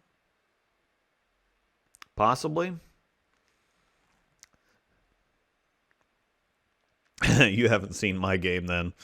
There's a reason you never see my form in the videos. I don't want to be a distraction. It's getting better, but it's still not good.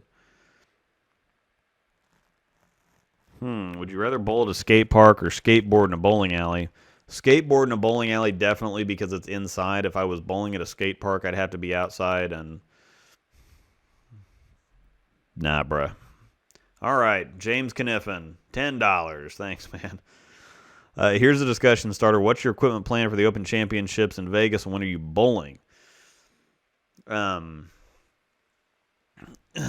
see. We are bowling July 6th and 7th. It's the last week of the tournament, but we've got really great squad times. We're bowling 11:30 team, 2:30 singles and doubles. So 11:30 a.m. team, 2:30 p.m. singles and doubles.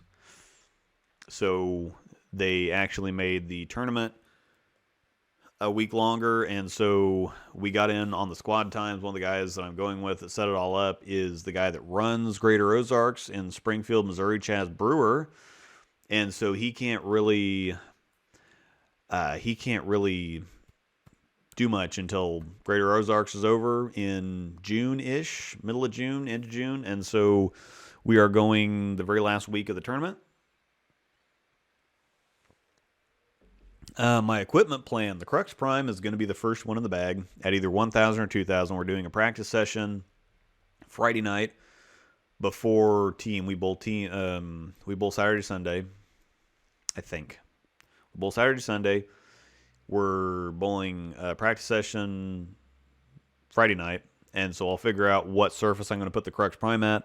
But we're going to burn up, for team, we're going to burn up like the 3-4 board and then, work in from there. But I think the Crux Prime is going, because it's so smooth, I think it's a ball that I can both tear up the shot with and score the first game with because it's so slow.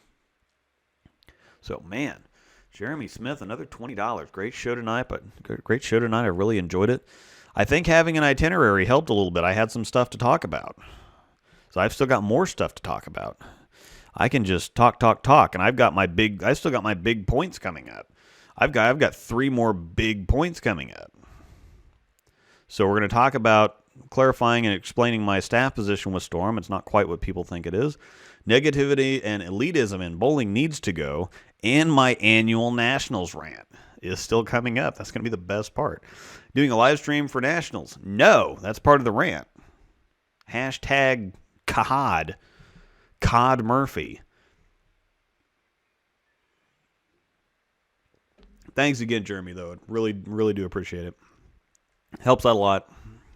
Hopefully I will have the new camera soon so I can start doing interesting stuff. I'm going to start going and practicing on Fridays now. I'm going to get up and I'm going to go practicing, and hopefully I can get some video there. Hopefully I can get some video of some other interesting things, and there's other things coming up. Hopefully I can take the video camera with me to tournaments. Springfield would be a great place to take the video camera to, because I'm meeting some people. Kenneth Johnson is one of my fans here, and he's got a couple of teams that actually scheduled Springfield the same weekend so that they can meet and hang out. So that's going to be a whole lot of fun. I can't wait to meet him.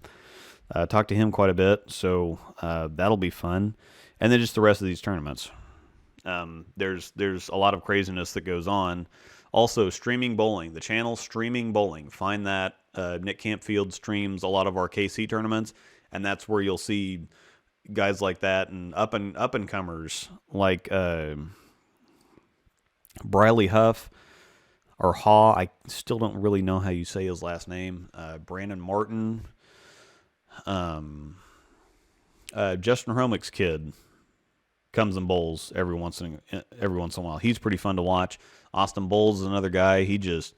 Francois Lavoie won the regional he was at the other day, but in the first squad, Austin averaged 250 something for 8 games and just obliterated everybody else.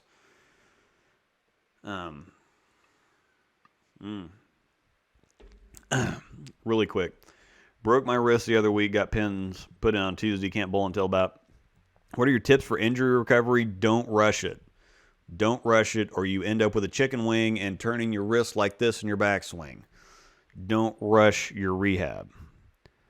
Yes, exactly what James just said. Follow your doctor and PT's order to the letter. Work hard with rehab, and you'll be rewarded. I am drinking Bourbon Barrel naturally flavored cola.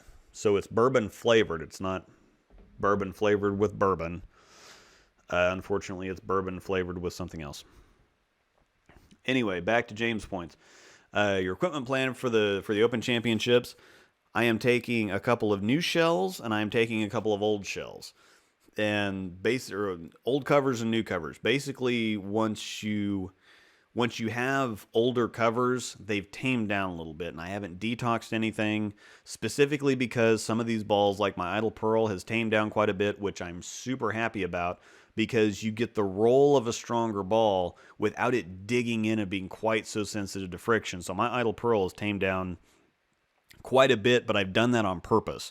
So the ball just rolls and rolls for days now. And so when we get on something touchy, then I know it's not going to overreact on the back end.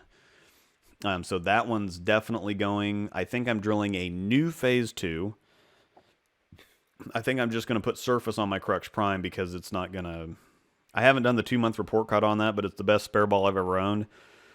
And I've been throwing the Halo Pearl so much I haven't thrown the Crux Prime a whole lot. But when I need to throw it, it's going to react the same as it always does. The only difference is it shines up just a little bit. But all you have to do is just take a pad to it, and it's fine. So what I'm doing, I'm going to take the Prime that I already have because I like the way that it rolls. I think it's going to be great in team.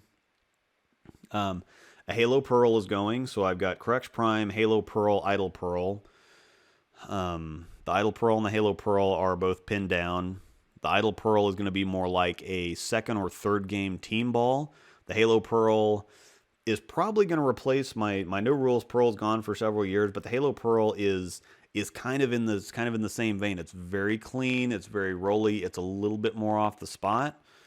But I think that'll help when I get deeper in singles and doubles. I've kind of kept the no rules pearl close to the head pin, and sometimes I've had some flat tens, and I don't really think that's going to happen with the Halo Pearl. I think it's going to give me a little bit more to work with. I can shape it a little bit more. I like shaping it a little bit more, and so I think it's going to give me it's going to be the No Rules Pearl Plus. And so that's my first bag is Crux Prime, Idle Pearl, Halo Pearl. I'm going to take going to be an old shell on the Halo Pearl and the Idle Pearl. I might drill a new shell Halo Pearl. The other odd thing is I drilled that new pin down Sonic. That core hates me. The core absolutely hates me. But it needs a long pattern to work. And so I'm thinking it's going to be great for singles and doubles. It's going to be absolutely great for singles and doubles. Or it might, if team is heavy enough, it might roll in the soup. And so it might be one of those things once I have to get really deep and might struggle with some angle issues, it rolls so strong and so heavy that it might bail me out. Once I actually have the length of pattern or the volume of oil that I need to get that ball to work, because it's done some of the dumbest stuff that I've ever seen in my life. I had these last two sets that I threw, Thursday and last night, are a couple of the best league sets I've thrown ever, period. Thursday night, I came out of the gate with 290, and then all of a sudden, I started getting carry issues. I left a stone 7 and a stone 9, and then I had a couple of times I left a 4-9. I had to keep moving left and moving left and moving left faster. I shot 2-0 the second game, just 200 the second game, throwing it great, making all the moves the right way. I got surprised a couple times on how fast it transitioned, but I was able to keep up with the transition from there on out. And I threw the best 178 game that I've ever thrown. That's one of my best games ever. I went ring 10, strike, stone 8, went back to the lane I just struck on. Great shot, 4-7-10. Don't know where that came from. Missed that, obviously. Made a 3-board move left on both lanes. Went strike.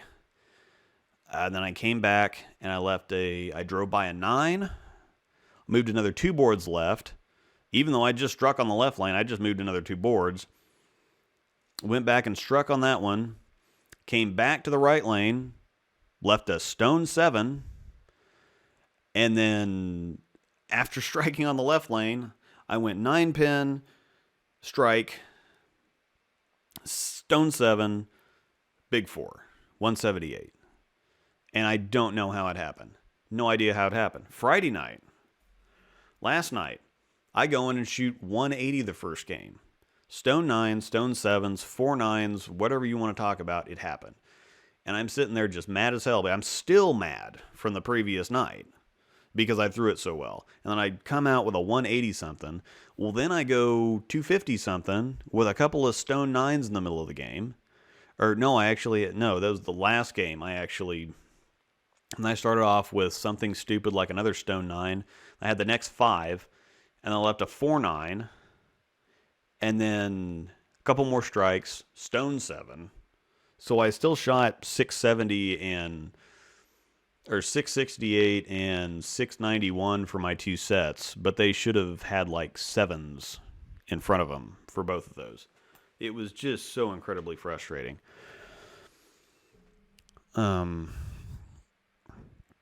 Anyhow, Rabbit Trail. So the Sonic, I think, is going to head off the second bag. I'm definitely taking an idle. I don't know whether I'm drilling a new idle or taking an old idle. I really like the one I've got right now, and I don't have a whole lot of games on it yet. And so I think I'm probably going to take the old one that I have. I'm contemplating drilling a new Phase 2 because the one I have right now is a little iffy. I think that one I need a fresh cover on that one because I've used that one quite a bit. And I'm probably drilling a new IQ Tour to go. So I'm taking a total of 8 balls. So Crux Prime, Idle Pearl, Halo Pearl, definitely going. That Sonic's going to make the cut. There's an Idle that's going to make the cut. IQ Tour that's going to make the cut. So that gets me up to 6. Phase 2, in some form or another, is going to be in there. And then the last ball's probably going to be some form of a toss-up. Because once we get down to there, I think I'm going to have all my bases covered. I don't think that there's going to be... Oh, Intense Fire. Intense Fire is pretty close to my Halo Pearl, but it blends the back end out just a little bit more. The Halo Pearl's really clean down the lane and then pretty sharp.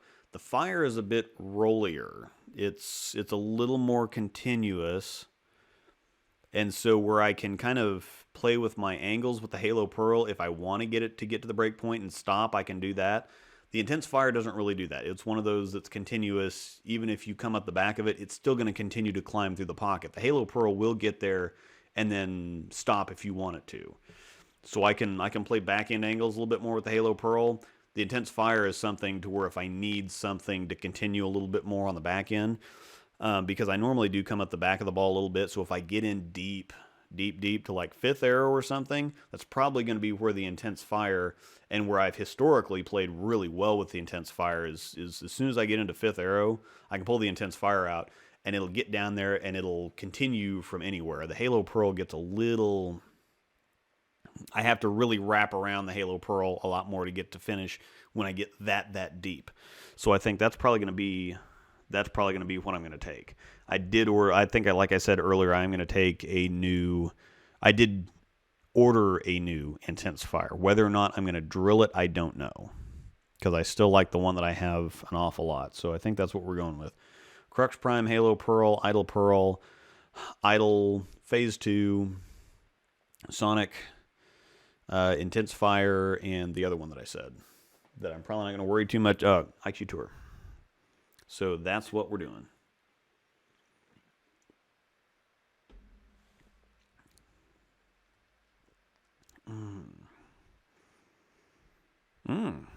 Mr. Sauce. Zach Winrick. Singles or doubles this Friday. Singles. Singles. And we're going to switch it up next year. That's going to be a whole lot of fun. So, just kind of getting over a cold, so I'm still a little dry and my eyes are dry, and I should probably be drinking water or something like that. But Bold Nationals 3 weeks ago, really tough. Smooth reaction are crucial this year. EBI staffer, so I won't tell you what to bring. Oh man, that pink Black Widow though, I tell you what. Hashtag temptations. Team shot out, singles and doubles shot in. It's probably going to be Nationals the last couple years has been really, really similar. I think that they've gotten the styles and conditions that they like. I think they've got the scoring pace where they want it. Singles and doubles is playing really easy this year for some reason.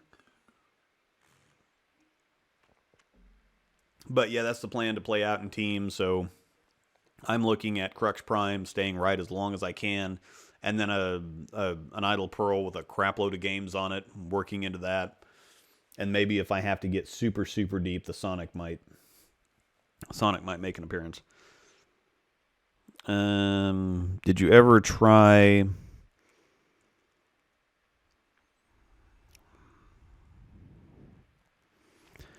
Yeah. And especially, I don't even get down to an ink on bone dry conditions. I really like them when they get dry. And matter of fact, at my second at Westridge, they start off pretty oily most of the time. I really like it when they get drier, when I can actually get into third or fourth arrow and feel like I can hit the ball. If I play I've got to have, with as heavy as I roll the ball, I've got to have angle to help me out in addition to head oil. But if the shot's fresh, I still get out of it clean enough that I just don't have enough. I don't have enough of that curve. I don't have enough of that Randy Peterson curve, rev rate, or whatever. Did you ever try a hypercell fused again after starting like E-Tracks? There's been one in the pro shop that I keep staring at, and I really want to give it another shot, but there's too many other balls that I'm drilling and too many other balls that I like, and the hypercell fused is kind of on its way out, so to speak. I don't think it's getting discontinued anytime soon, but there's no buzz about it anymore, and I've got so much other stuff that I'm already liking that I'd be forcing it in there, really. So Tanner, no hectic. No, I'm not taking the hectic. And there's a reason why, because I still got the switch grip in that one that I have, and it failed me last year, and I'm not going to mess with that. But my idle pearl is acting a crap load like my hectic now. One that just rolls a little stronger. So that's what I've been saying about an older shell, and not, I haven't cleaned it. I've just wiped it off, and so I've been kind of conditioning it to tame down, so to speak. And so I really, really like where it's at right now. Really like where it's at, and I think it's going to be a great team ball, because it's going to be one of those balls that I'm going to pull out, and somebody's going to watch it get down there and be like, oh no, go, go, go, go, go. And then it's just going to kind of sit there and then roll up to the pocket, and they're going to be blinking and going, well, I thought that's an idle pearl. It's like, yeah, it is an idle pearl. It is.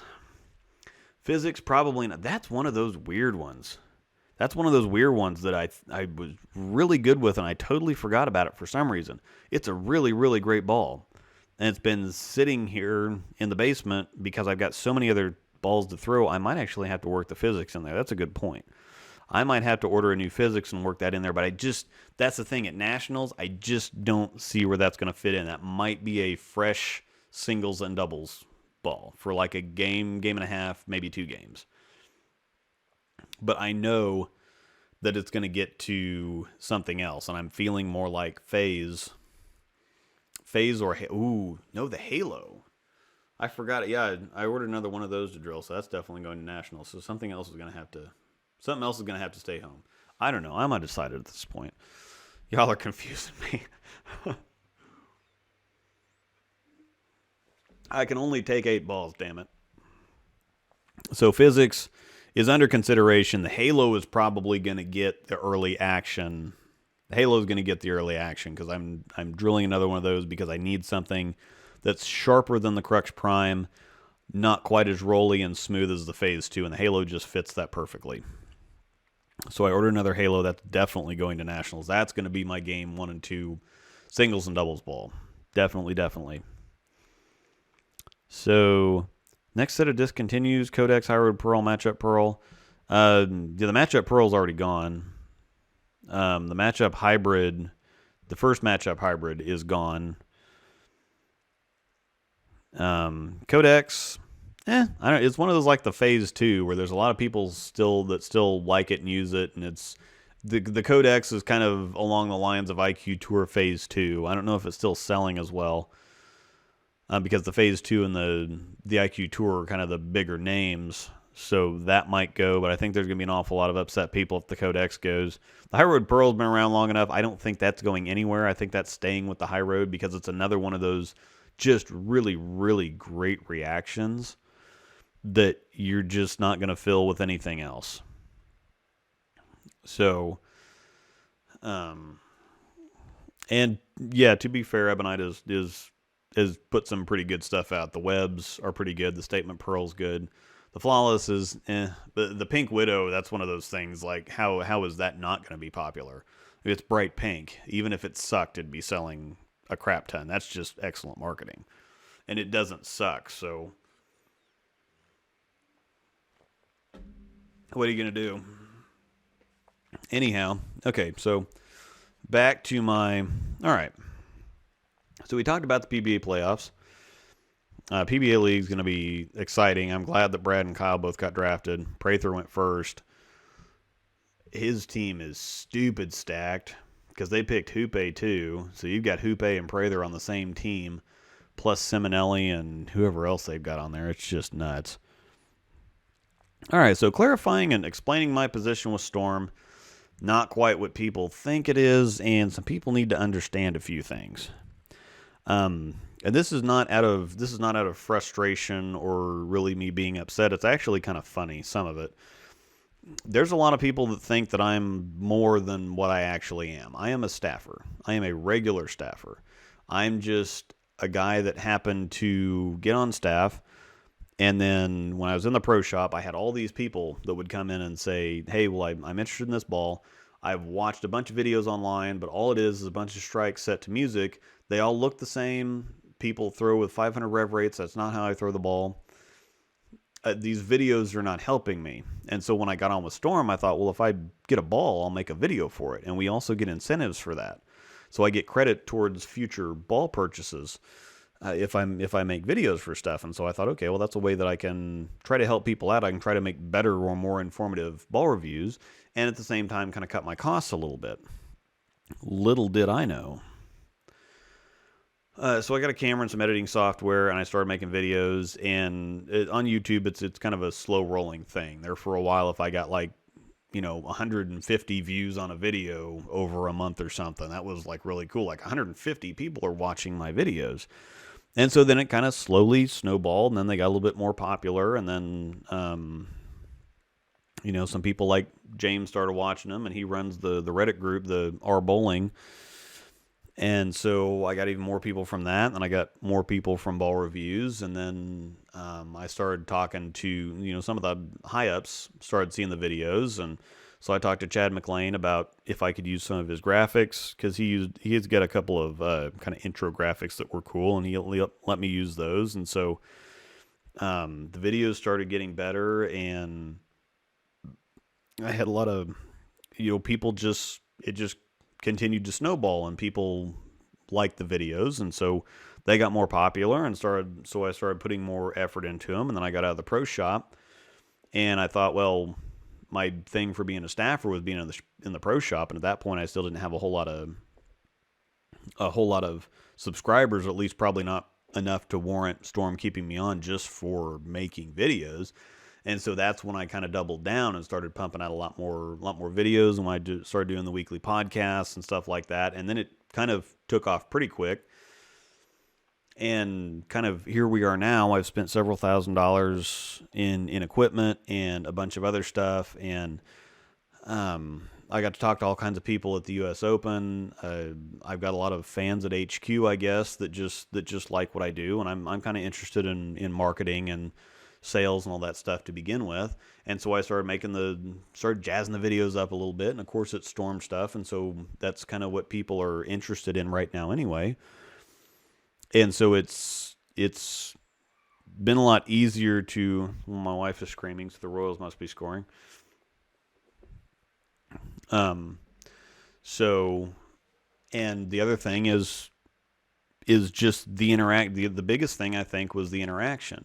I've had several people that ask me why I don't do Ebonite reviews or something like that. And my initial reaction is like, well, I've done nothing but, like, how dumb are you? I've done nothing but Storm reviews since I've started this thing. Obviously I'm a Storm staffer, but I type in and say, well, I'm a Storm staffer, so I can't do it. And they're like, well, oh, you don't sound like a typical staffer. I didn't have any clue.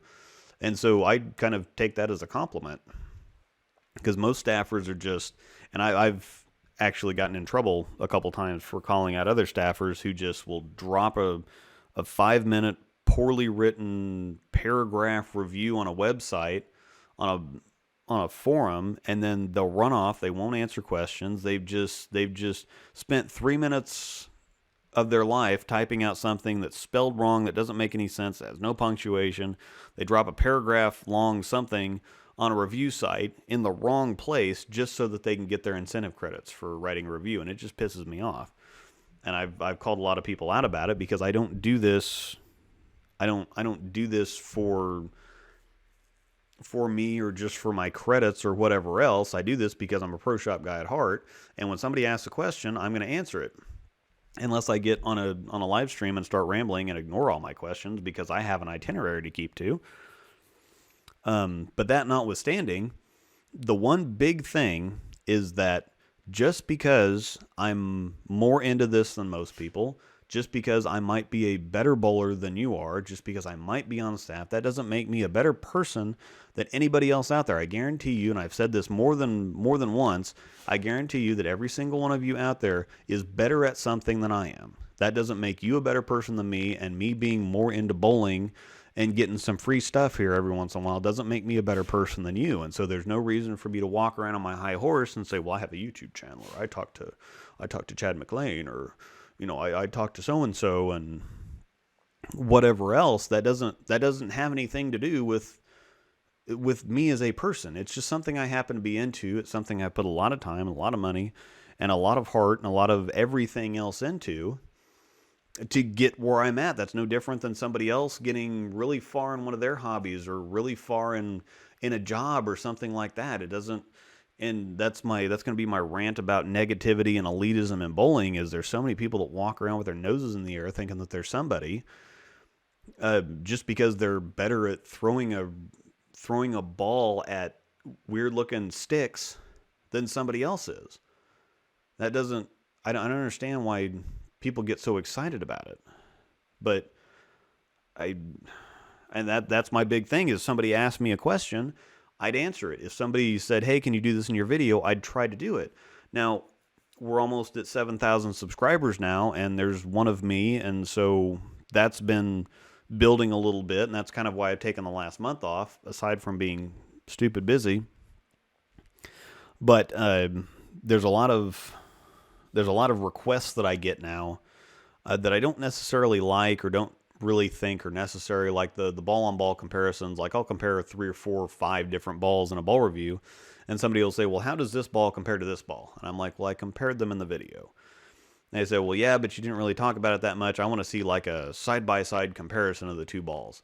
And I'm thinking, well, I mean, I can do that, but it's like making an entire new video all over again, because I've got to do the intro stuff again, and then I've got to, at least I have all the video clips. I don't have to go out and get new video, but it's still a 3 or 4 or 5 hour process to build the video and to write the review. And when I already talked about it, and when I already showed the comparisons and stuff, part of it is I don't want to be, I want everybody to kind of learn, and not to just rely on me as a crutch to like tell them, hey, this is what you should do, or hey, this is what this is. I've actually told people before, whenever you watch a review, watch it with the sound off first. Just watch the ball reaction. See what the ball reaction does. Get an idea in your mind watching the ball go down. Well, this does this, and where does it do it, and how much of this does it do, and where is he playing? How's it reacting at, second arrow versus fourth arrow? And compare that to the other balls that you're watching as they go down the lane. Pay very close attention to what they do at every point down the lane. Go back and watch it several times before you listen to what I think about it. So, part of it is not that I just am too lazy to do it. I don't want to be a crutch. I want people to kind of learn and teach themselves. And I realize that people are at various different levels of experience and knowledge and everything else. And just because somebody asks me something doesn't mean it's a stupid question. I get more frustrated sometimes at the preconceptions that people have, or the bad information that they get, or the rumors that spread around. And I'll get asked dumb questions just because somebody got led the wrong direction, and because there's this stupid rumor out there. So I'm not mad at the question. I'm mad at why it's even there, why it's even being asked, or what some other person, kept a rumor going or something like that. So, but I do have a lot of comments where people will say, well, hey, can you talk to so-and-so and get this done? Or, hey, what's the next ball going to be? I'm sure you know. And I'm a staffer. I don't know anything more than anybody else knows, probably less than anybody else knows, because staffers are the worst ones about spilling information in the first place. And so we're not going to be anybody that anybody's going to tell anything to first, because it'll be leaked inside of the hour of the email going out. So that's just more, not for me to vent really, just for me to explain my situation. I am a regular staffer that has kind of a weird thing going on here, and I've talked to some of the high-ups a couple times and said, look, I don't know really how to manage this. It's taking up a crap load of my time. It's expensive as hell. It's way more work than, they send me a bowling ball to make the video with. They've definitely supported me and helped me out in a ton of different ways, and I can't thank them enough. Gary Holsenberg and Leanne Holsenberg, who I'm a huge fan of, who I get to talk to. Carolyn Doran Ballard at Turbo, who I need to stay in better contact with. The only time I talk to her is when I send in my staff information every year, but I can't bring myself to send her an email because I don't want to send her something just to send her something because she's Carolyn Doran Ballard. She's my freaking rep for Turbo, who I really need to keep in contact with and say, hey, this is how things are going. These are the products I'm using. Is there anything new? What do you want me to do? I don't talk to her because she's Carolyn freaking Doran Ballard, okay? I talk to Leanne Holsenberg every once in a while. And that's just cool as hell, too, because I grew up watching her along with Carolyn, who were on the PWBA shows all the time. Gary Holsenberg's a really cool dude. Chad McLean, the technical director, is awesome. I've never talked to Steve Klompkin before. I'd really like to talk to him, but he's Steve freaking Klompkin. And I hear that he likes my videos, and that's cool, but he's Steve Klompkin, and I'm this guy. And it's, I don't know, it's a little overwhelming, to be honest. I've got a bunch of, it's a lot of work. It's way more work than free equipment is really worth once you do the math and crunch the numbers. And I'm getting to the point where there's more of you than there is of me. However that English works out. More of you than there is of me. Anyway, there's a lot of stuff to do, and I just, my day job is busy, and I have tournaments to bowl, and I have other stuff going on, and I don't want to fall short on what I'm doing for YouTube. But at the same time, I don't want to half-ass something just so that I can get a video up. I want to actually get into doing stuff. Thankfully, I have Brad and Kyle to lean on now because their stuff is all awesome. And so they've actually saved me quite a bit of time instead of me trying to do some of the stuff that they're doing. So they're doing it, and that's awesome. So I don't need to do it, so that saves me a lot of time. But at the same time, I don't want to be this is where the negativity and elitism thing comes in that I'm going to roll into now. I don't want to be, hi, Mistle. I know. Hi, baby. I know. You're a good Mistle. It's actually mistletoe, but mistle is spelled M-I-S-T-E or T-L-E, so it's mistle. Hi, Mistle. Just high fives. High five. I know. Hugs. I know. I'm trying to be serious here. You're damaging my calm. Kisses. I know. Come on. Go down. I thank you. I know. Hi. Yeah. She's the star of my.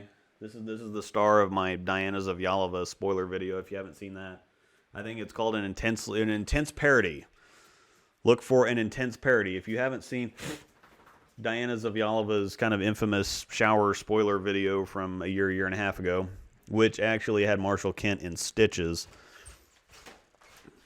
We went out one night to hang out, and at the U.S. Open, there's some people from Kansas City, and Megan, who knows everybody out on tour, I didn't have anybody else to hang out with, and her and her family were there, and they said, hey, you want to hang out with us? We're gonna have supper with Marshall Kent and Kyle Troop and Tom Smallwood and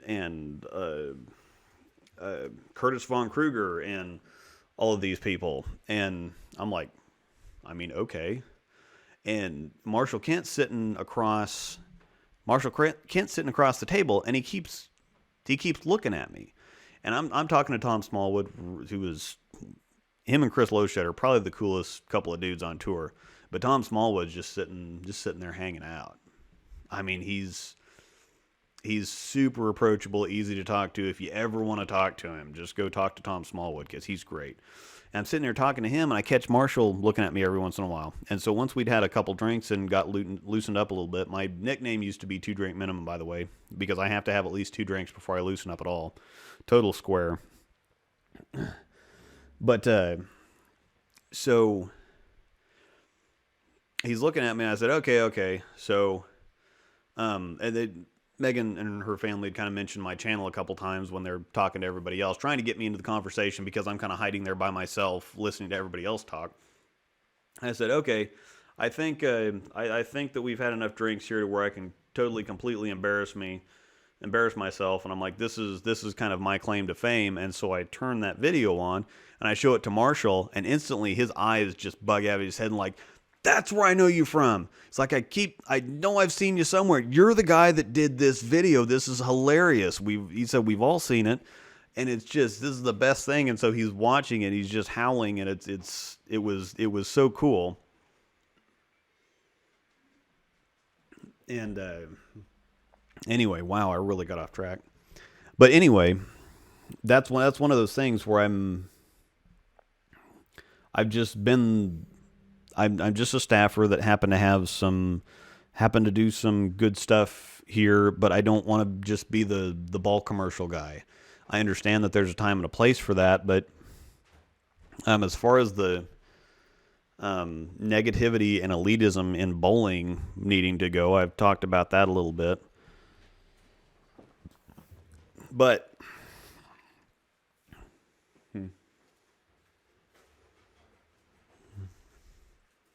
nothing. Huh? Thanks for the water. Goodbye. I said goodbye. I mean, thanks and everything, but yeah, my wife is. I'm the one talking about negativity and elitism and bowling needing to go. And I have been the biggest crybaby for 2 solid nights now at League. You have no idea. Absolutely no idea. No thanks.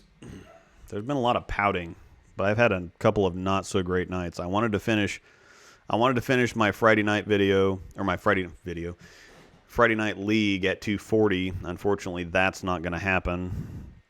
Thank you, Sonic. Thrown the Sonic the last 2 weeks and gone 668, 691 to effectively drop me out of the 240 range, so that's awesome. And it cost me some points. Thursday night, I was pretty close. I was top 3 in points, and if I'd have thrown a different ball or bowled better the last game, I'd have gotten 3 points Thursday night. That would have gotten me back up into the top 2. As it stands, I went 1-3 and have probably fallen to 5th or something now after being second place for literally the last 4 or 5 months. Thank you, Sonic.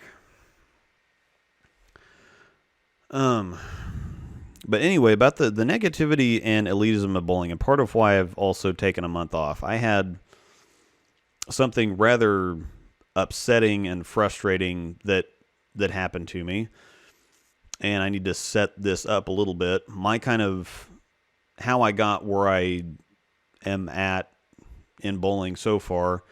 I bowled for a couple of years when I was younger, so like 11, 12, 13. I bowled for 2 or 3 years, and it was just, throwing it straight with Kmart balls. And then once I got into high school, I got into other sports. I got into basketball and a few other things. And so the time just wasn't there. The time and the money just wasn't there for the bowling. And so I didn't bowl again until I graduated high school. I got asked by a friend who, her brother was one of the best youth bowlers in town, and I actually played baseball with him over the summer, so I kind of knew him anyway. And she said, "Hey, I need a teammate for bowling. Do you want to do it again?" I'm like, "Well, yeah, I haven't bowled in a while." And once you graduate high school, I had no idea what I wanted to do in college, so I just didn't go to college yet, or so I thought. And so I started doing that because I had literally nothing else to do sports-wise, competitive-wise, and so I thought, well, yeah, I really like bowling. That could be something I could get into because obviously I'm skinny, I'm frail, so physical sports or stuff like that are not really my deal. And I thought, well, something like bowling or golf is obviously out because I'd have to go outside, and with my complexion, it just outside is bad, so I don't go outside. And so bowling was really the thing, and so I got into it. But obviously 19 and just kind of starting bowling, I think I ended that first year with a 170 something average. And so at this point, college is not on the radar. Bowling in college is not on the radar. Not an option. Not anything. And so I kind of just dumped all my time and all my money into bowling. I got pretty good at it. I shot my first 300 in October, the second year when I started, or my second year. So just a couple months into my second season coming back, I shot 300, and then I had an opportunity to get into the pro shop here pretty quick. He needed some help, and I was always in there. This was after Jeff Ussery, who runs Total Bowling Gear in Kansas City, and who was the Hammer brand manager for several years. He actually own the pro shop at my home center first. And when he sold it, then the guy that got in there, he had a regular job, so he needed some help. I was in there all the time, and he said, hey, do you want to learn this? Do you want to whatever else? And so I'm like, yeah, cool.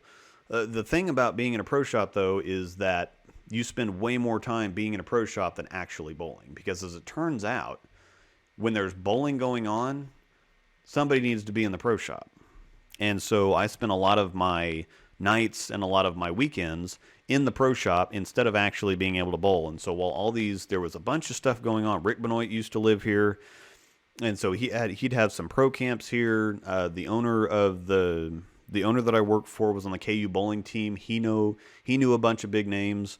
Wichita State's not too far away, and so I'm hearing all bunch of stuff about all this. And Chris Barnes is originally from Topeka, and so there's just all kinds of everything going on all around me. But I'm in my little glass cage in the pro shop, and so it's just really a couple nights of league bowling. And then I got into the pro shop thing, and because I'm kind of a perfectionistic and anal, I got onto that, and I stayed after that, and I just stayed after the pro shop thing, and I stayed after the league thing, but I didn't really get to bowl tournaments. I didn't get to go anywhere. I went to a couple of pro tournaments really early. They were in Kansas City in the early 2000s. There was one at Lunar, and then there was one maybe like in Omaha or something else. I think they had one at Lunar in Kansas City and then one in Omaha that we went to. And, of course, I didn't really talk to anybody because I didn't know anybody. I was just a couple years into it. But I spent all of my time in a pro shop. And then I kind of started the YouTube channel, and I started talking on ball forums and whatever. And I happened to kind of become friends with somebody that used to be a high up in the industry. And I'm not going to name them or call them out for reasons that I'll explain here in a minute. But I got to talking to them, and that was really cool. They kind of became a mentor to me. And, as this YouTube thing continued to grow, and I still never got out anywhere, I've still been in the pro shop. And as soon as I got out of the pro shop thinking I'll bowl more tournaments, I'll get to go places, well, then the YouTube thing started taking up all my time. And so I didn't get to do that. And then we had other things with, I was working full time in the pro shop for a little while, and anybody that's ever worked in a pro shop knows that doesn't pay a whole lot. And so I had to eventually quit that and do the job I'm doing now. Well, now I travel all the time, Monday through Thursday. And so I haven't had the opportunity ever to put any kind of time into my own personal bowling. It's just never happened. It's either been family or job or pro shop or YouTube channel or something. I've never been able to even attempt to do anything in bowling because I've never had the time. It's always been put into somebody else. And I'm not mad about that. I'm a little disappointed because I'm almost 40 now, and people know that as you get older, things kind of change. And even though I do have the opportunity for some more tournaments and more competitive stuff now, I'm kind of on the downward swing. So, maybe I put in some work and shoot for the PBA 50 tour in another decade or so. But anyway, getting back to this person, they gradually kind of soured on me because as I got into the YouTube thing, yeah, there was a while where I was really interested in making things as cool as I could make them, and I was more into making cool looking videos than really focused on the content. And eventually they told me that, you're a nobody, you've never done anything in bowling. You're just a hype machine like everybody else. You're just hype trained. You've got an ego. You think you're somebody because you make bowling ball commercials on YouTube. Go you. And kind of wrote me off. And that upset me. That really did upset me because I still respect this person. I still look up to him. And I'm not going to call them out because they never personally called me out. This was something that was said to me in private, really. And so it's nothing that they went on to decide to blast me on Facebook or blast me on social media or to anybody or anything else. They just said, look, you're a company whore now. Basically, you're a nobody. You've never done anything. And you think you've got this gigantic ego. You think you're something because you make bowling ball commercials on YouTube. And that actually hurt. It really did hurt. And maybe they even said that because knowing this person, they might have said that just to kind of kick me in the ass and motivate me to kind of not follow the herd or not follow the sheep or whatever else. And I am kind of disenchanted with the whole industry because it's more bowling balls and more hype and this and that. And I'm not really into that. I'm into the pro shop angle from it, and it is frustrating being on a staff, even though I have all the support and I have all the help in the world and I love the people, I love the company. But it is kind of limiting sometimes, and everybody looks at you as the typical staffer. They think that you're biased. You can't really be as open and honest as you would like to be. Not that I lie or spin things different ways. There's just things I don't say. That's not really my style to try to spin things or lie to people. There's just a lot of stuff that I wish I could say that I can't say.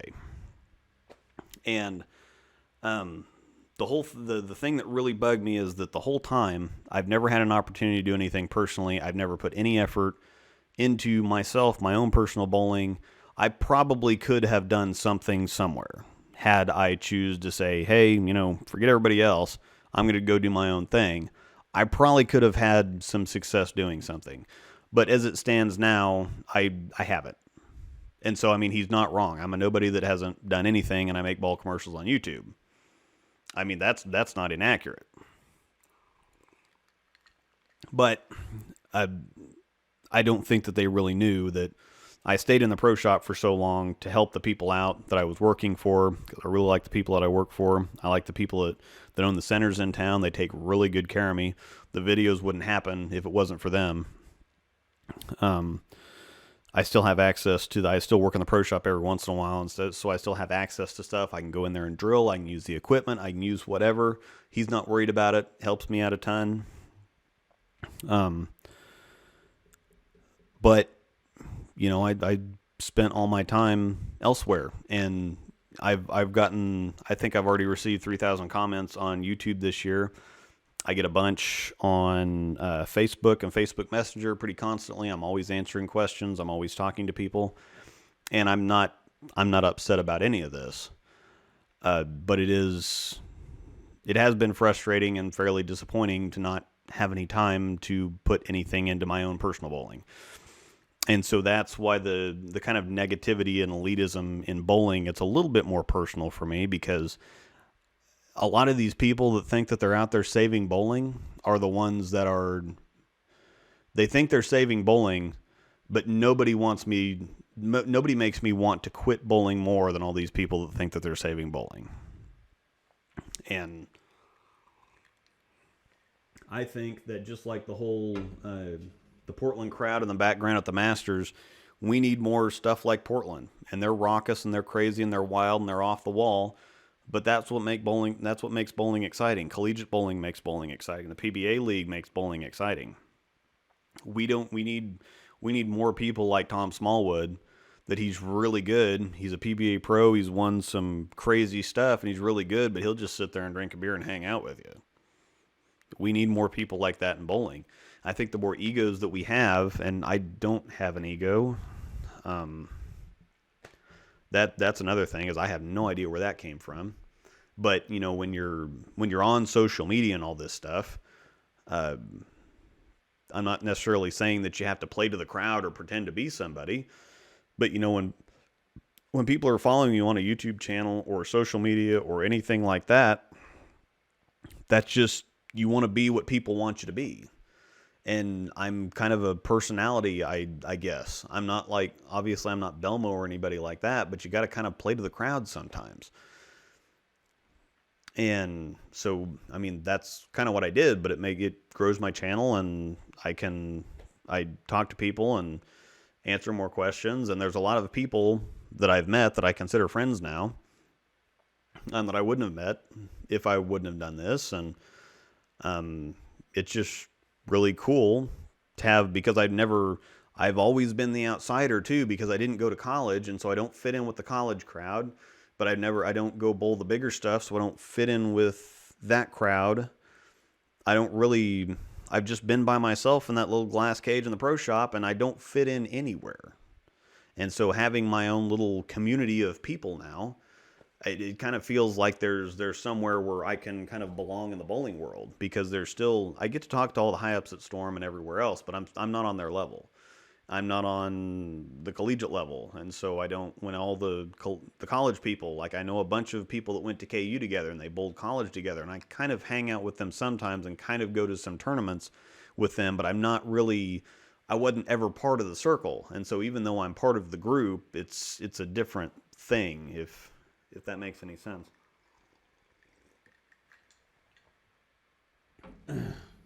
But that is what it is, and I'm normally kind of a pissy person anyway. I can find anything to complain about, which is going to lead into my annual Nationals rant. I specifically also purposely position this for right after saying that negativity and elitism of bowling needs to go. The next point is annual Nationals rant. So we need to get rid of the negativity, but I'm going to hammer this Nationals thing now because I'm heckin' pissed. So, boy, I'm gonna check up on some of this stuff. All right. Bam, bam, bam, bam. No, man, you don't want to work in a pro shop. That's bad news. You don't want to be a staffer either. I would highly recommend not working in a pro shop and not being a staffer. Going to college, bowling in college, I would very highly recommend. Being a staffer and being in a pro shop is definitely not where it's at. I mean, I do enjoy the pro shop thing, but you don't get to bowl much.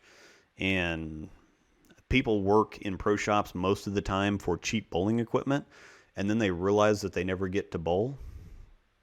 So you have a lot of stuff that sits in the closet an awful lot, and you hear about how a lot of other people do at a lot of tournaments that they get to go to, where they get experience of bowl well and stuff like that. And I'm going to be 38 this year, and I'm still learning stuff.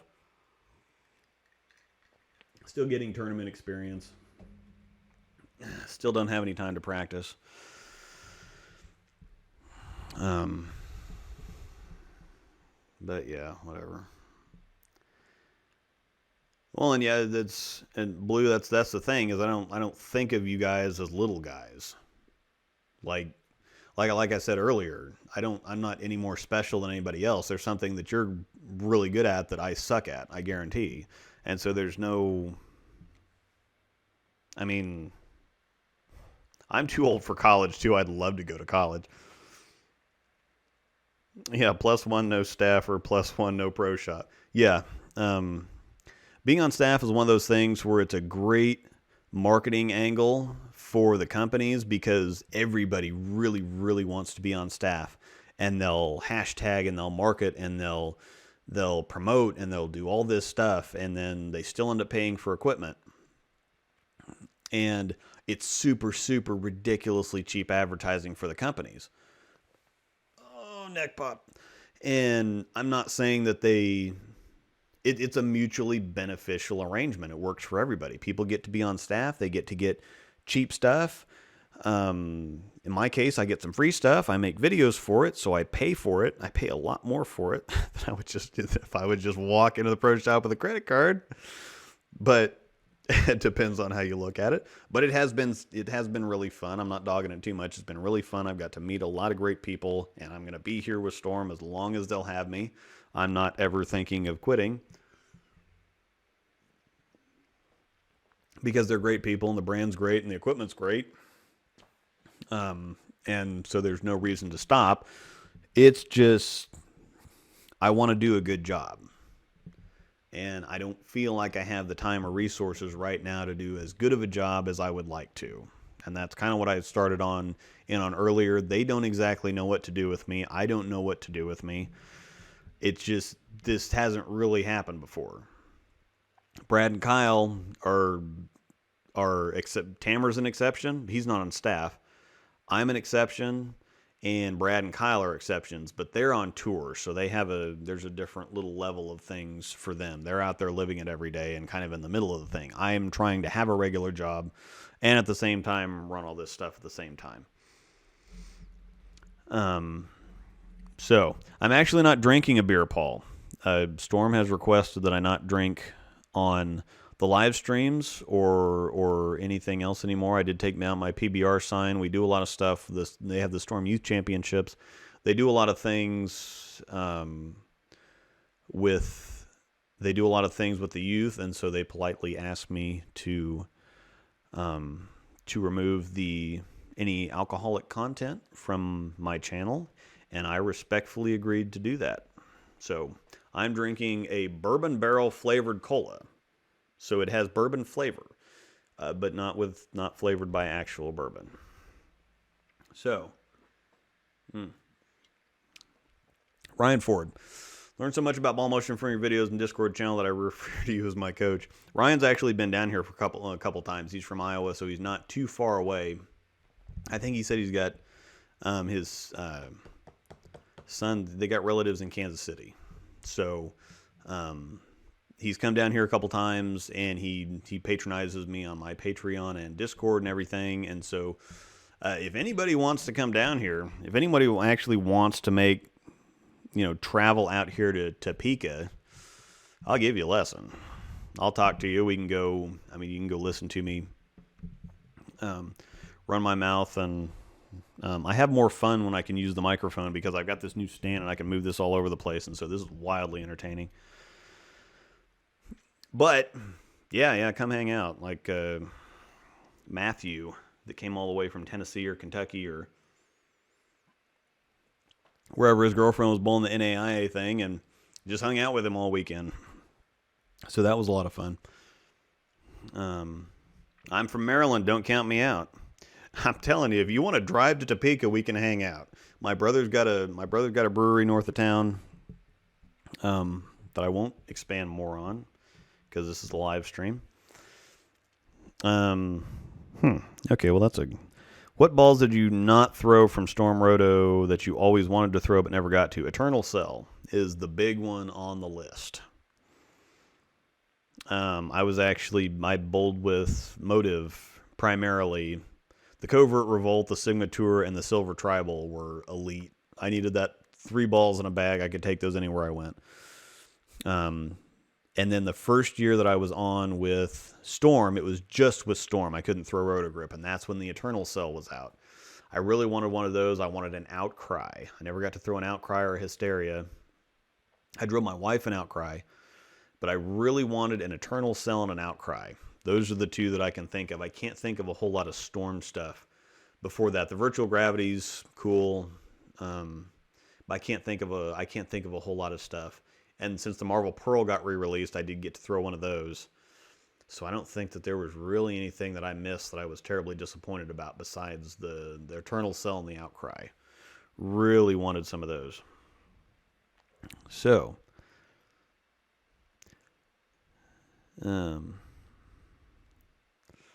let's see. Bowling a head-to-head bracket tournament tomorrow. What's one tip you would give? That's actually pretty cool, Steve, because we had a bracket tournament a couple weekends ago, and it was great. It was both 4 games for qualifying, and then everybody got placed into a 64-man single elimination bracket.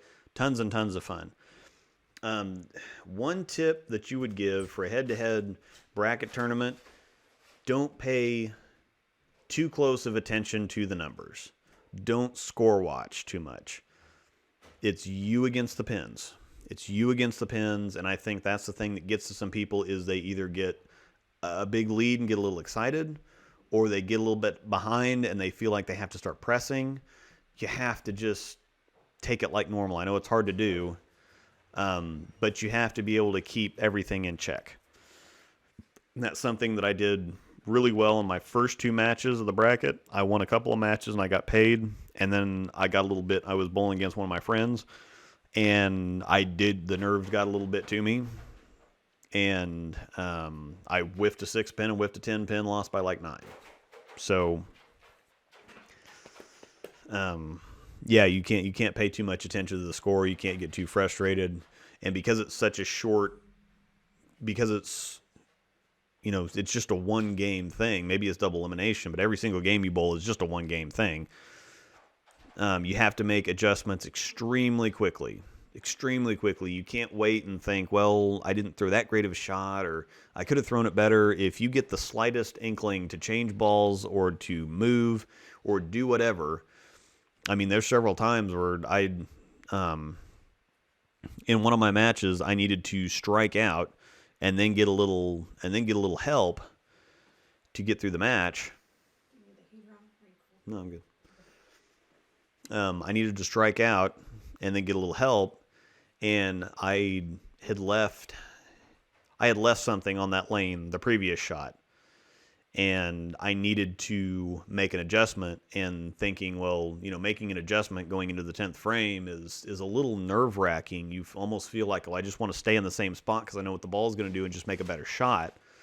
If you need to move, make the move, and I made the move and I struck out, and they were all perfect. So,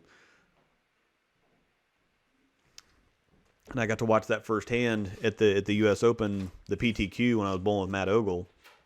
He'd leave a 4-pin and instantly change balls or move 3 or 4 boards left. And it was the dangest thing. I thought that I was keeping up pretty well. I thought I was, if I got a 4-pin, well, I'd move a board or 2, or I'd tweak a little something. But he was so fast with his moves, and he stayed so on top of everything, and he just left everybody else behind. I think that's the big difference between better bowlers and lesser bowlers, is the better bowlers recognize what they need to do, and they do it faster than other bowlers. I remember where I used to be really hesitant to make moves until I had thrown a great shot, and it didn't strike. Then that's when I would make my move, instead of, okay, maybe I tugged this a little bit and it was a 4-pin. Well, if it's not on a house shot most of the time, if it's not sitting, if you only tugged a couple boards and it doesn't sit there, you just need to move. And especially on something tougher, even if you're uncomfortable, there's been several times where I'm like, well, I'm not making good enough shots. I probably need to stay here. I just haven't made a good enough shot to tell. Well, if you're uncomfortable, you're going to make bad shots. Get yourself to where you're comfortable. That'll help you make better shots. And then if stuff still doesn't go right, then at least you have the information that you need to go on ahead and make the move. So, oh my God. Thanks, George. And that's kind of what I do. That's kind of why I do this. And again, I wouldn't do this if I'm not doing this for ego. I wouldn't spend so much time talking to so many people and answering so many questions. I wouldn't spend so much time on it if it was just for ego or I wanted to make myself feel better. I mean, there's algorithms on YouTube and Facebook. They're built around likes. And so the more likes you have, the more likes you have, and the bigger of like to dislike ratio you have, that plays into the algorithms on YouTube and Facebook. YouTube used to have a view-based algorithm, and basically if you have a popular video and it gets a bunch of hits, YouTube wants to promote that video because that makes their advertising work better for them. So that's what the deal is. That's what the deal is with that, and that's why you used to see clickbait. So you used to have clickbaity thumbnails and titles or whatever just to get people to click on the video. So it'd get a bunch of views, and then YouTube would promote it and show it more often, or it'd come up higher in the search results, and so people would watch it more. And the more people watch your video, the more ad revenue that YouTube makes. So by getting more likes on YouTube, and that's the same way it works on Facebook. Hello, Mistle. Hi, baby Mistle. Mistle. I know, hi. Did you have fun outside? Good doggy. But anyway, that's how the algorithms are built. And so the more likes you have, the higher your video is going to show up in the search results, the more your posts are going to be featured on Facebook. If there's somebody that every once in a while I'll see a post from somebody that I know is a friend, and I just don't see a whole lot of posts. Now, if one of my friends, I see a lot more posts from some of my friends than others because their posts get liked more. And so they're going to show up in my feed. And the more interesting stuff, even though there's no ads necessarily, I mean, there's lots of ads on Facebook, but even though they don't pop up like they do on YouTube, the more interesting content that Facebook can show to their users, the more likely those users are to use Facebook more frequently. So the more likely they are to see advertisements more frequently. So the algorithms are all like-based. So if you get people to like your videos are going to be more popular, and they're going to show up more often, and your channel is going to grow. That's how that works. Likes do not, if some chick posts pictures of herself on Instagram, for likes to make her feel better about herself, that's a totally different story. I'm doing it for exposure. Saying, can you please like my video, or can you please like my post, or share this, or whatever else. It's all about exposure. And exposure helps things grow. So that's what it is. And somebody mistakenly got the idea that getting likes on Facebook makes me feel better about myself. And I don't know about y'all, but I was around before Facebook, and having somebody scrolling through their phone on Facebook and clicking like on one of my posts doesn't make me feel better about myself. It's not like an ego booster and thinking, oh, wow, somebody clicked like on Facebook. They must really like me and support me, and that makes me feel so much better about myself. Yeah, Brock, still streaming after 2.5 hours. I haven't really paid attention because I actually had something to talk about this time. I had a lot of things to talk about, and I haven't made a video in a month. And so I had some stuff to talk about, and I can talk with the best of them. I mean, man. So anyway. So yeah, there's going to be I'll have somebody say, well, God, I listened to 2.5 hours worth of crap. That's on you, man. If you stuck with this for 2.5 hours, I can't even watch myself talk for whatever. So yeah, the Nationals rant, I got distracted. I was around when dial-up was fast. Heck yeah. Yep. So okay, the Nationals rant is happening now. We're officially go for the Nationals rant.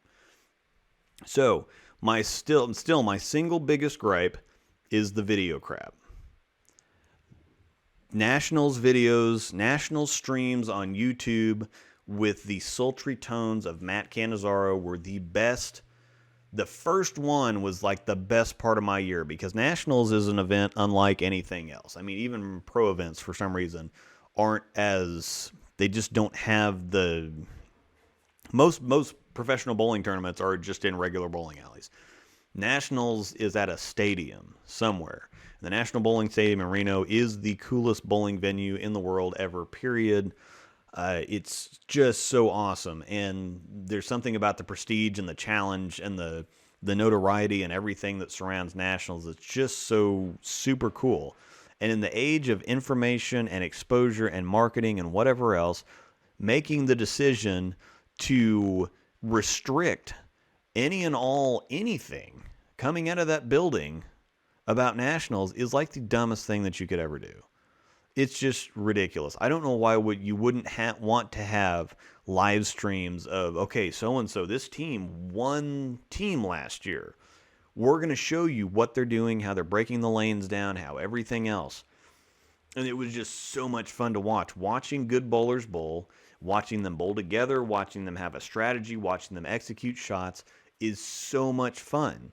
I can't even explain how much fun it is. And just something about the national buzz when it starts every year. Now there's no buzz. I don't really care. I'll see little snippets about, okay, well, so-and-so took the lead here. It's like, who cares? There's no videos, and I don't go until July. I mean, there's nothing to talk about. Also, the other thing about the eligibility rules, which is the dumbest thing. Okay, so the eligibility rules are even dumber. So, if you have gone to college, if you are in college now, or if you're within like 2 or 3 years of having graduated college, you're considered a professional. And so even if your ass sat on the bench in college and you average 150 or something, you're a professional. So you can't bowl with other collegiate bowlers. Like how many of you have been in college or are in college right now, and it would be the coolest thing ever for you to put together a nationals team? Because I've seen a lot of this happen.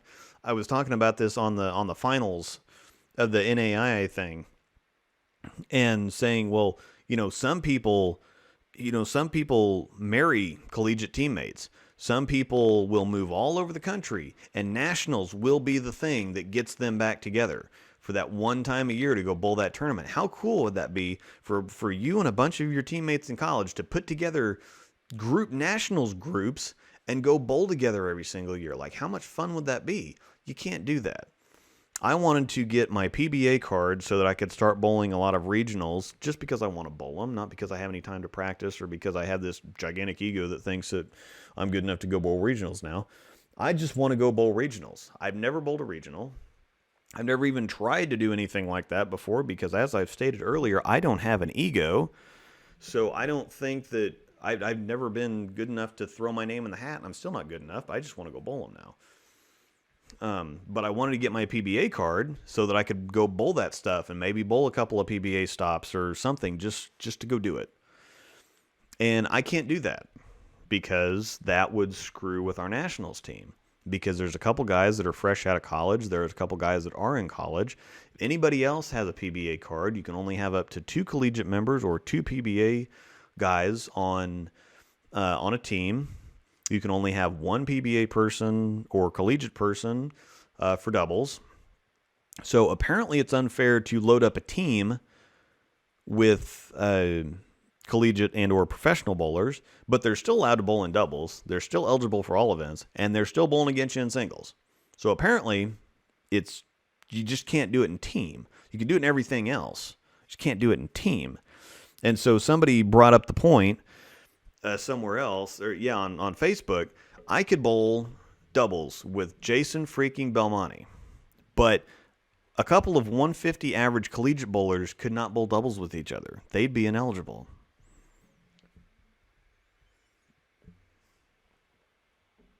So everybody's team selections are so much tougher. Stuart Williams has put something on Facebook in our group. He's having a ridiculously hard time. Stuart Williams can't fill a team because of the eligibility rules. He's like, hey, I need somebody that doesn't have a pro card, that hasn't gone to college or whatever else. So finding people to go with that can be competitive with all these stupid rules. And even if even if you went and bowled at some college that was a first year program, and you got a bunch of guys that averaged 190 the whole time, you can't put that team together for nationals at any level. You can't even get into the regular division at the Open Championships with a team of your choosing for the Open Championships because it's not open. And so trying to put together a team, even if it's just a team full of people that you want to go with, even if you and your collegiate teammates, even if all of you average 170 for your whole collegiate career and you just want to go bowl together, you can't do that. So that's stupid. Not having the live streams is stupid. Not releasing the lane conditions is stupid. Mostly because they've been the same every year for like the last decade, with the exception of 1 year where team was a little long. Otherwise, doubles and singles has been like 43-ish feet. Team has been 40-ish feet. And about 28-ish, 27-ish mils. They've made very subtle changes. You know what you're going to go into, and so seeing that, well, okay, team's dry and flat, and singles and doubles long, that's happened for 4 years now. So every year you go to nationals.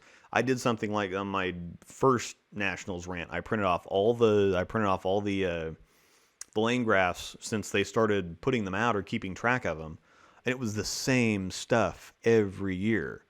There was, like I said, there was 1 year where they surprised us in team and went a little bit long. Otherwise, it's been pretty well exactly the same. And this is the information age. This is the age of putting stuff out and teaching people. And they're not putting lane graphs out because they want to make it more challenging, and they don't want people to practice on it ahead of time because they feel like it gives the advantage to some other bowlers. And well, no, actually going in blind gives the advantage to the more experienced bowlers because they're going to figure it out in practice. The other people that don't do it on a regular basis, they could use all the information, and having that information explained to them, saying, well, if you bowl on 20-year-old pro lane, like I do at my home center with a lot higher friction than the tournament lanes, the same shot is going to play drier if I put it down at my home lanes versus how it's going to play on the tournament lanes. And they always say, well, if you go for the team practice, then it's going to play different on the tournament lanes. The BJ for the last several years the Bowler's Journal tournament, which puts down the singles and double shot. It's been drier the last couple of years in the tournament lanes. Also, when the tournament staff don't close doors, and you can see the bottles and bottles and bottles of Kegel Fire conditioner stacked up that have been emptied, that kind of tells you something. Fire is more scoreable, but it also burns up faster. So just the fact, knowing last year, going into singles and, just setting up, and we were down the low end for singles and doubles, and seeing the door wide open where they've got all their equipment and their machines, and they keep the lane machines and all that stuff, seeing the bottles and cases of fire oil just sitting there, well, that's okay. Well, that explained why team transitioned faster yesterday. I'm going to keep up with it a little bit better today. And I just don't understand why, they'll say, well, the average league bowler, they just don't understand this stuff. They don't understand. It's up to it's our job as the leaders at USBC to kind of guide people, because they don't know they don't know stuff. Well, they don't know stuff because you're not teaching them anything. I mean, if you want to teach somebody something and you want people to understand stuff about bowling, how about you actually teach it to them? How about you put all the information out there on the table? I don't care about the lane graph myself, because I can go watch the squad before me. I can, we'll be there. We'll bowl the practice session. We'll bowl the BJ, and then we'll watch a couple squads on Friday night, and then we'll watch some squads Saturday morning, and then we'll watch some more Saturday night after we're done bowling. And so we're going to have all the information that we need the whole time. And so I don't understand. And people that live close to the tournament site that can go in there and watch whenever they want to watch, how is that not giving them an advantage? Why not show the live streams, get people into it, get people excited, put out all the information and say, this is what it is, and just get it over with. Teach people something. Give them the information. I don't understand. It make people want to bowl. I mean, the problem is with bowling right now is, they keep talking about membership going down, and Syracuse had an absolutely abysmal year of entries, and they're saying, well, Las Vegas entries are way up. It's because it's Vegas. If you had it in Vegas every year, people would not whine. But if it goes somewhere else, when it goes back to Reno, the entries are going to plop again, even though I really like Reno. I like the National Bowling Stadium. I like all that stuff. I love going to Reno. I'd rather go to Reno than anywhere, actually, because everything that you need is just right there. There's not a whole lot of interesting things to do, but I go for the tournament. I don't go for a vacation. I go for the tournament, so for me, Reno is the ultimate destination. Vegas is going to be pretty cool, too, but I like Reno. But other people, most people go. You're not going to spend thousands, especially most of the people that don't go for a paycheck. Most of the people that go bowl the tournament do not go for brackets. They don't go for the prize check. They don't spend several $1,000s traveling halfway across the country to go to a tournament for the tournament. They go there because of the destination, because it gives them an excuse to take a vacation, and bowling is the excuse to go somewhere interesting. I wouldn't go to Las Vegas to bowl a tournament unless it was nationals, really. It's just the excuse that everybody uses. And I don't understand why you would put such ridiculous, complicated restrictions on who can bowl with who, because at the end of the day, a lot of people are not going to go because they just can't find anybody to go with because of the stupid rules. And if it is, I understand that they don't want Belmonte and Troop and Prather and Simonson and Buttriff to put together an all-star PBA team and walk in there and mow everybody down. But at the same time, they have, 4 different divisions now? 3 divisions? They have 3 divisions, because they have the 179 and below, then they have the 179 to like 205 or 209, and then they have the regular division on top of that. Just make a different division. Make like an elite or a master's division. Or I think they used to have something like that, where it's 220 plus. You can choose to bowl in it or not to bowl in it. But just say the hot shots are bowling in this. It's an open tournament. If you want to go shoe up with the big boys, and I bet that you'd have a crap load of people that would. But just the backwards way that they're doing about it, when bowling's kind of on the downswing, it's getting revived, I think, by high school bowling, by junior gold, by college stuff. We're getting a big influx of kids that are getting into bowling. And so I think that the USBC numbers that are going down, I think that it's going to start changing directions, and it's not going to be because of Chad Murphy. It's not going to be because of USBC. It's going to be despite them and their ridiculous stuff with the tournament. It could be the biggest thing in bowling. They use that the money they use from brackets goes to fund a lot of the stuff that USBC does and can afford to do because of all the brackets that they run out there. So why wouldn't they want as many people out there as possible? Put the live streams back. Open the restrictions up a little bit. The collegiate thing is stupid. The PBA restrictions I'm fine with because you're a professional. Being in college is not a professional. So if you want to still maintain that no more than 2 PBA members on a team and only 1 PBA member for doubles, I'm fine with that. That's perfectly okay. The college crap is stupid.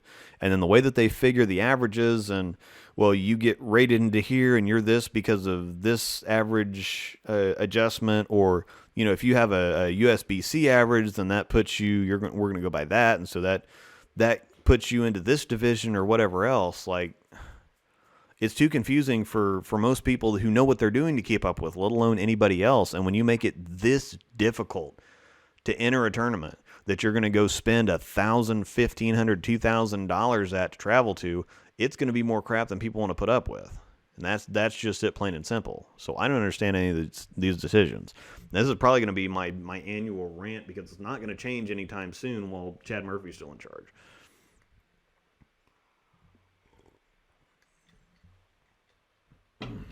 So,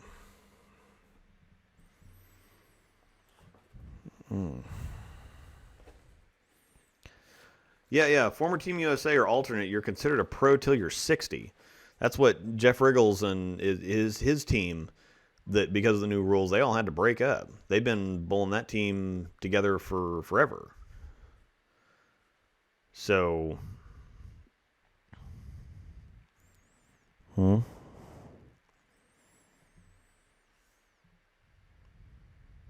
So,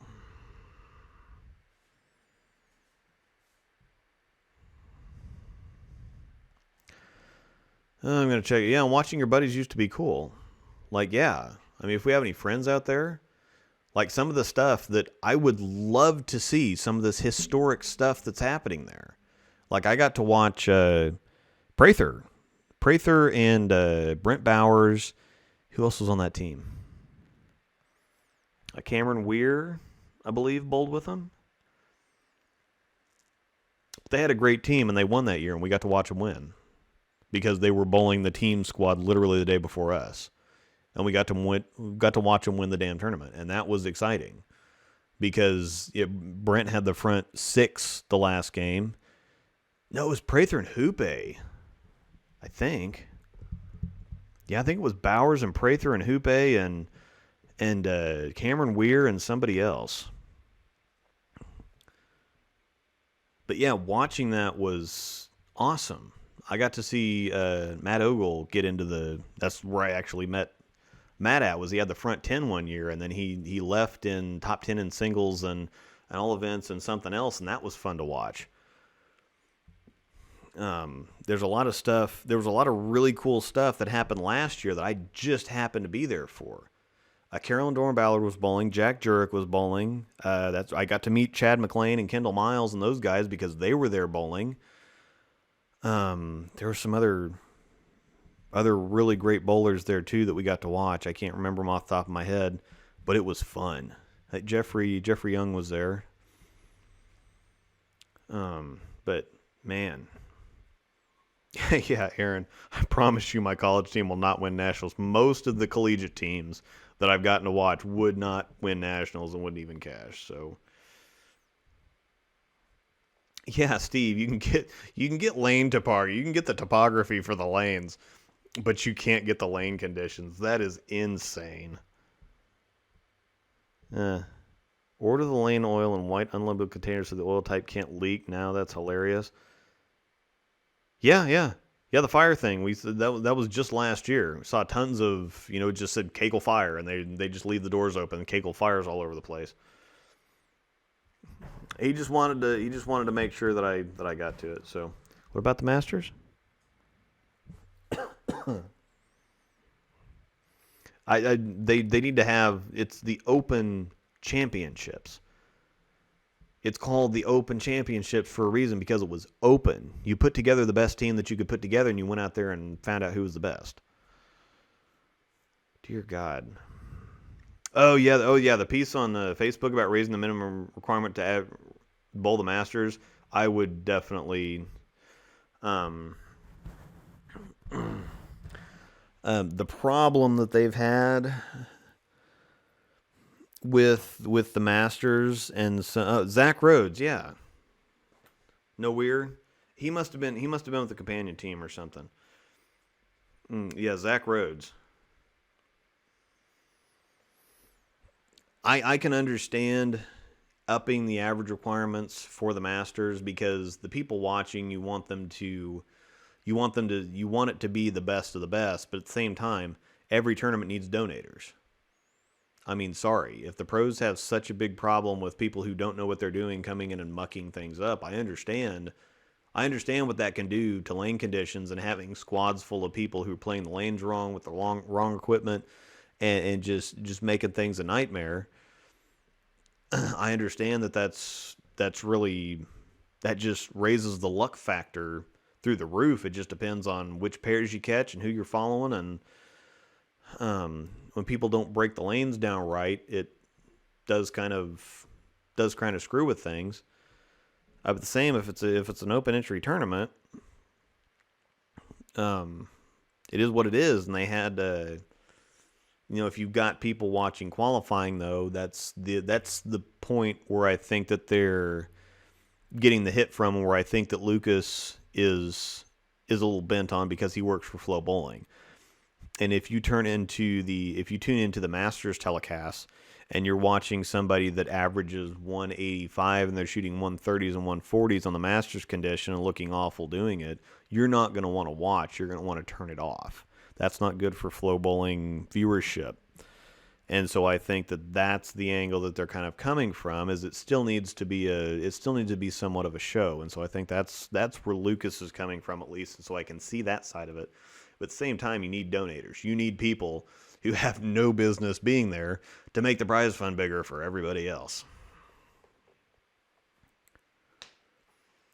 Yeah, back in the day, there were full PTQs with a wait list, and now there was a tournament in Texas, or no, it was the Lubbock Open or something like that, that they had more spots available into the regular tournament than they had PTQ bowlers for. So everybody bowled the PTQ, but everybody that bowled the PTQ qualified for the tournament because they had more spots available in the tournament than they had people for. And that was a little tragic on Flow Bowling. So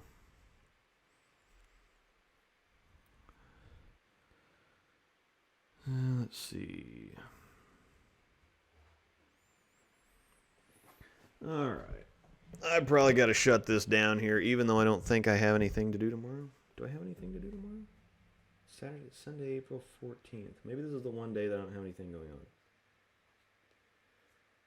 Possibly. So, no invite. Interesting. Royals shut out the Tribe in Game 2, winning 3-0 at the K. Finally, the Royals have won a couple games in a row.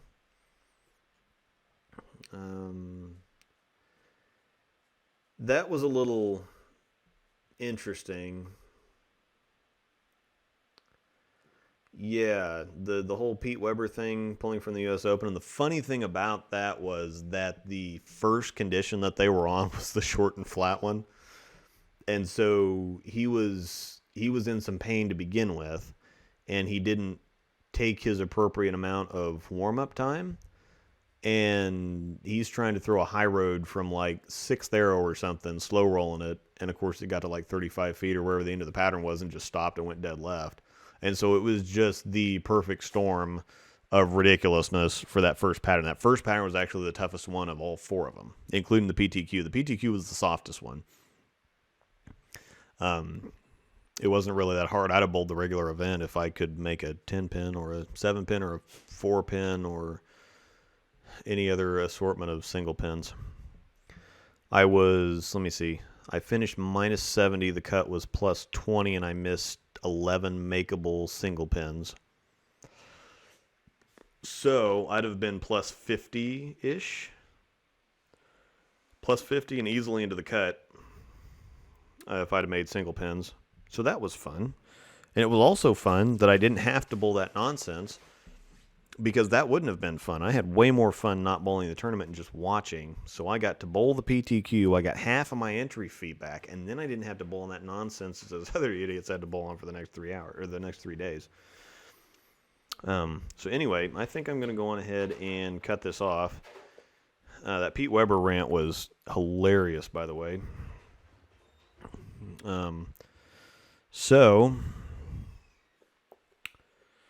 Thanks everybody for hanging out. I know this was pretty long, but I actually had stuff to talk about, stuff I really just wanted to talk about or wanted to rant about. I appreciate everybody kind of hanging in here and listening to me complain. Really helps my ego out and feeds that. So if you want to put some more likes down there to feed my ego further, it's always hungry.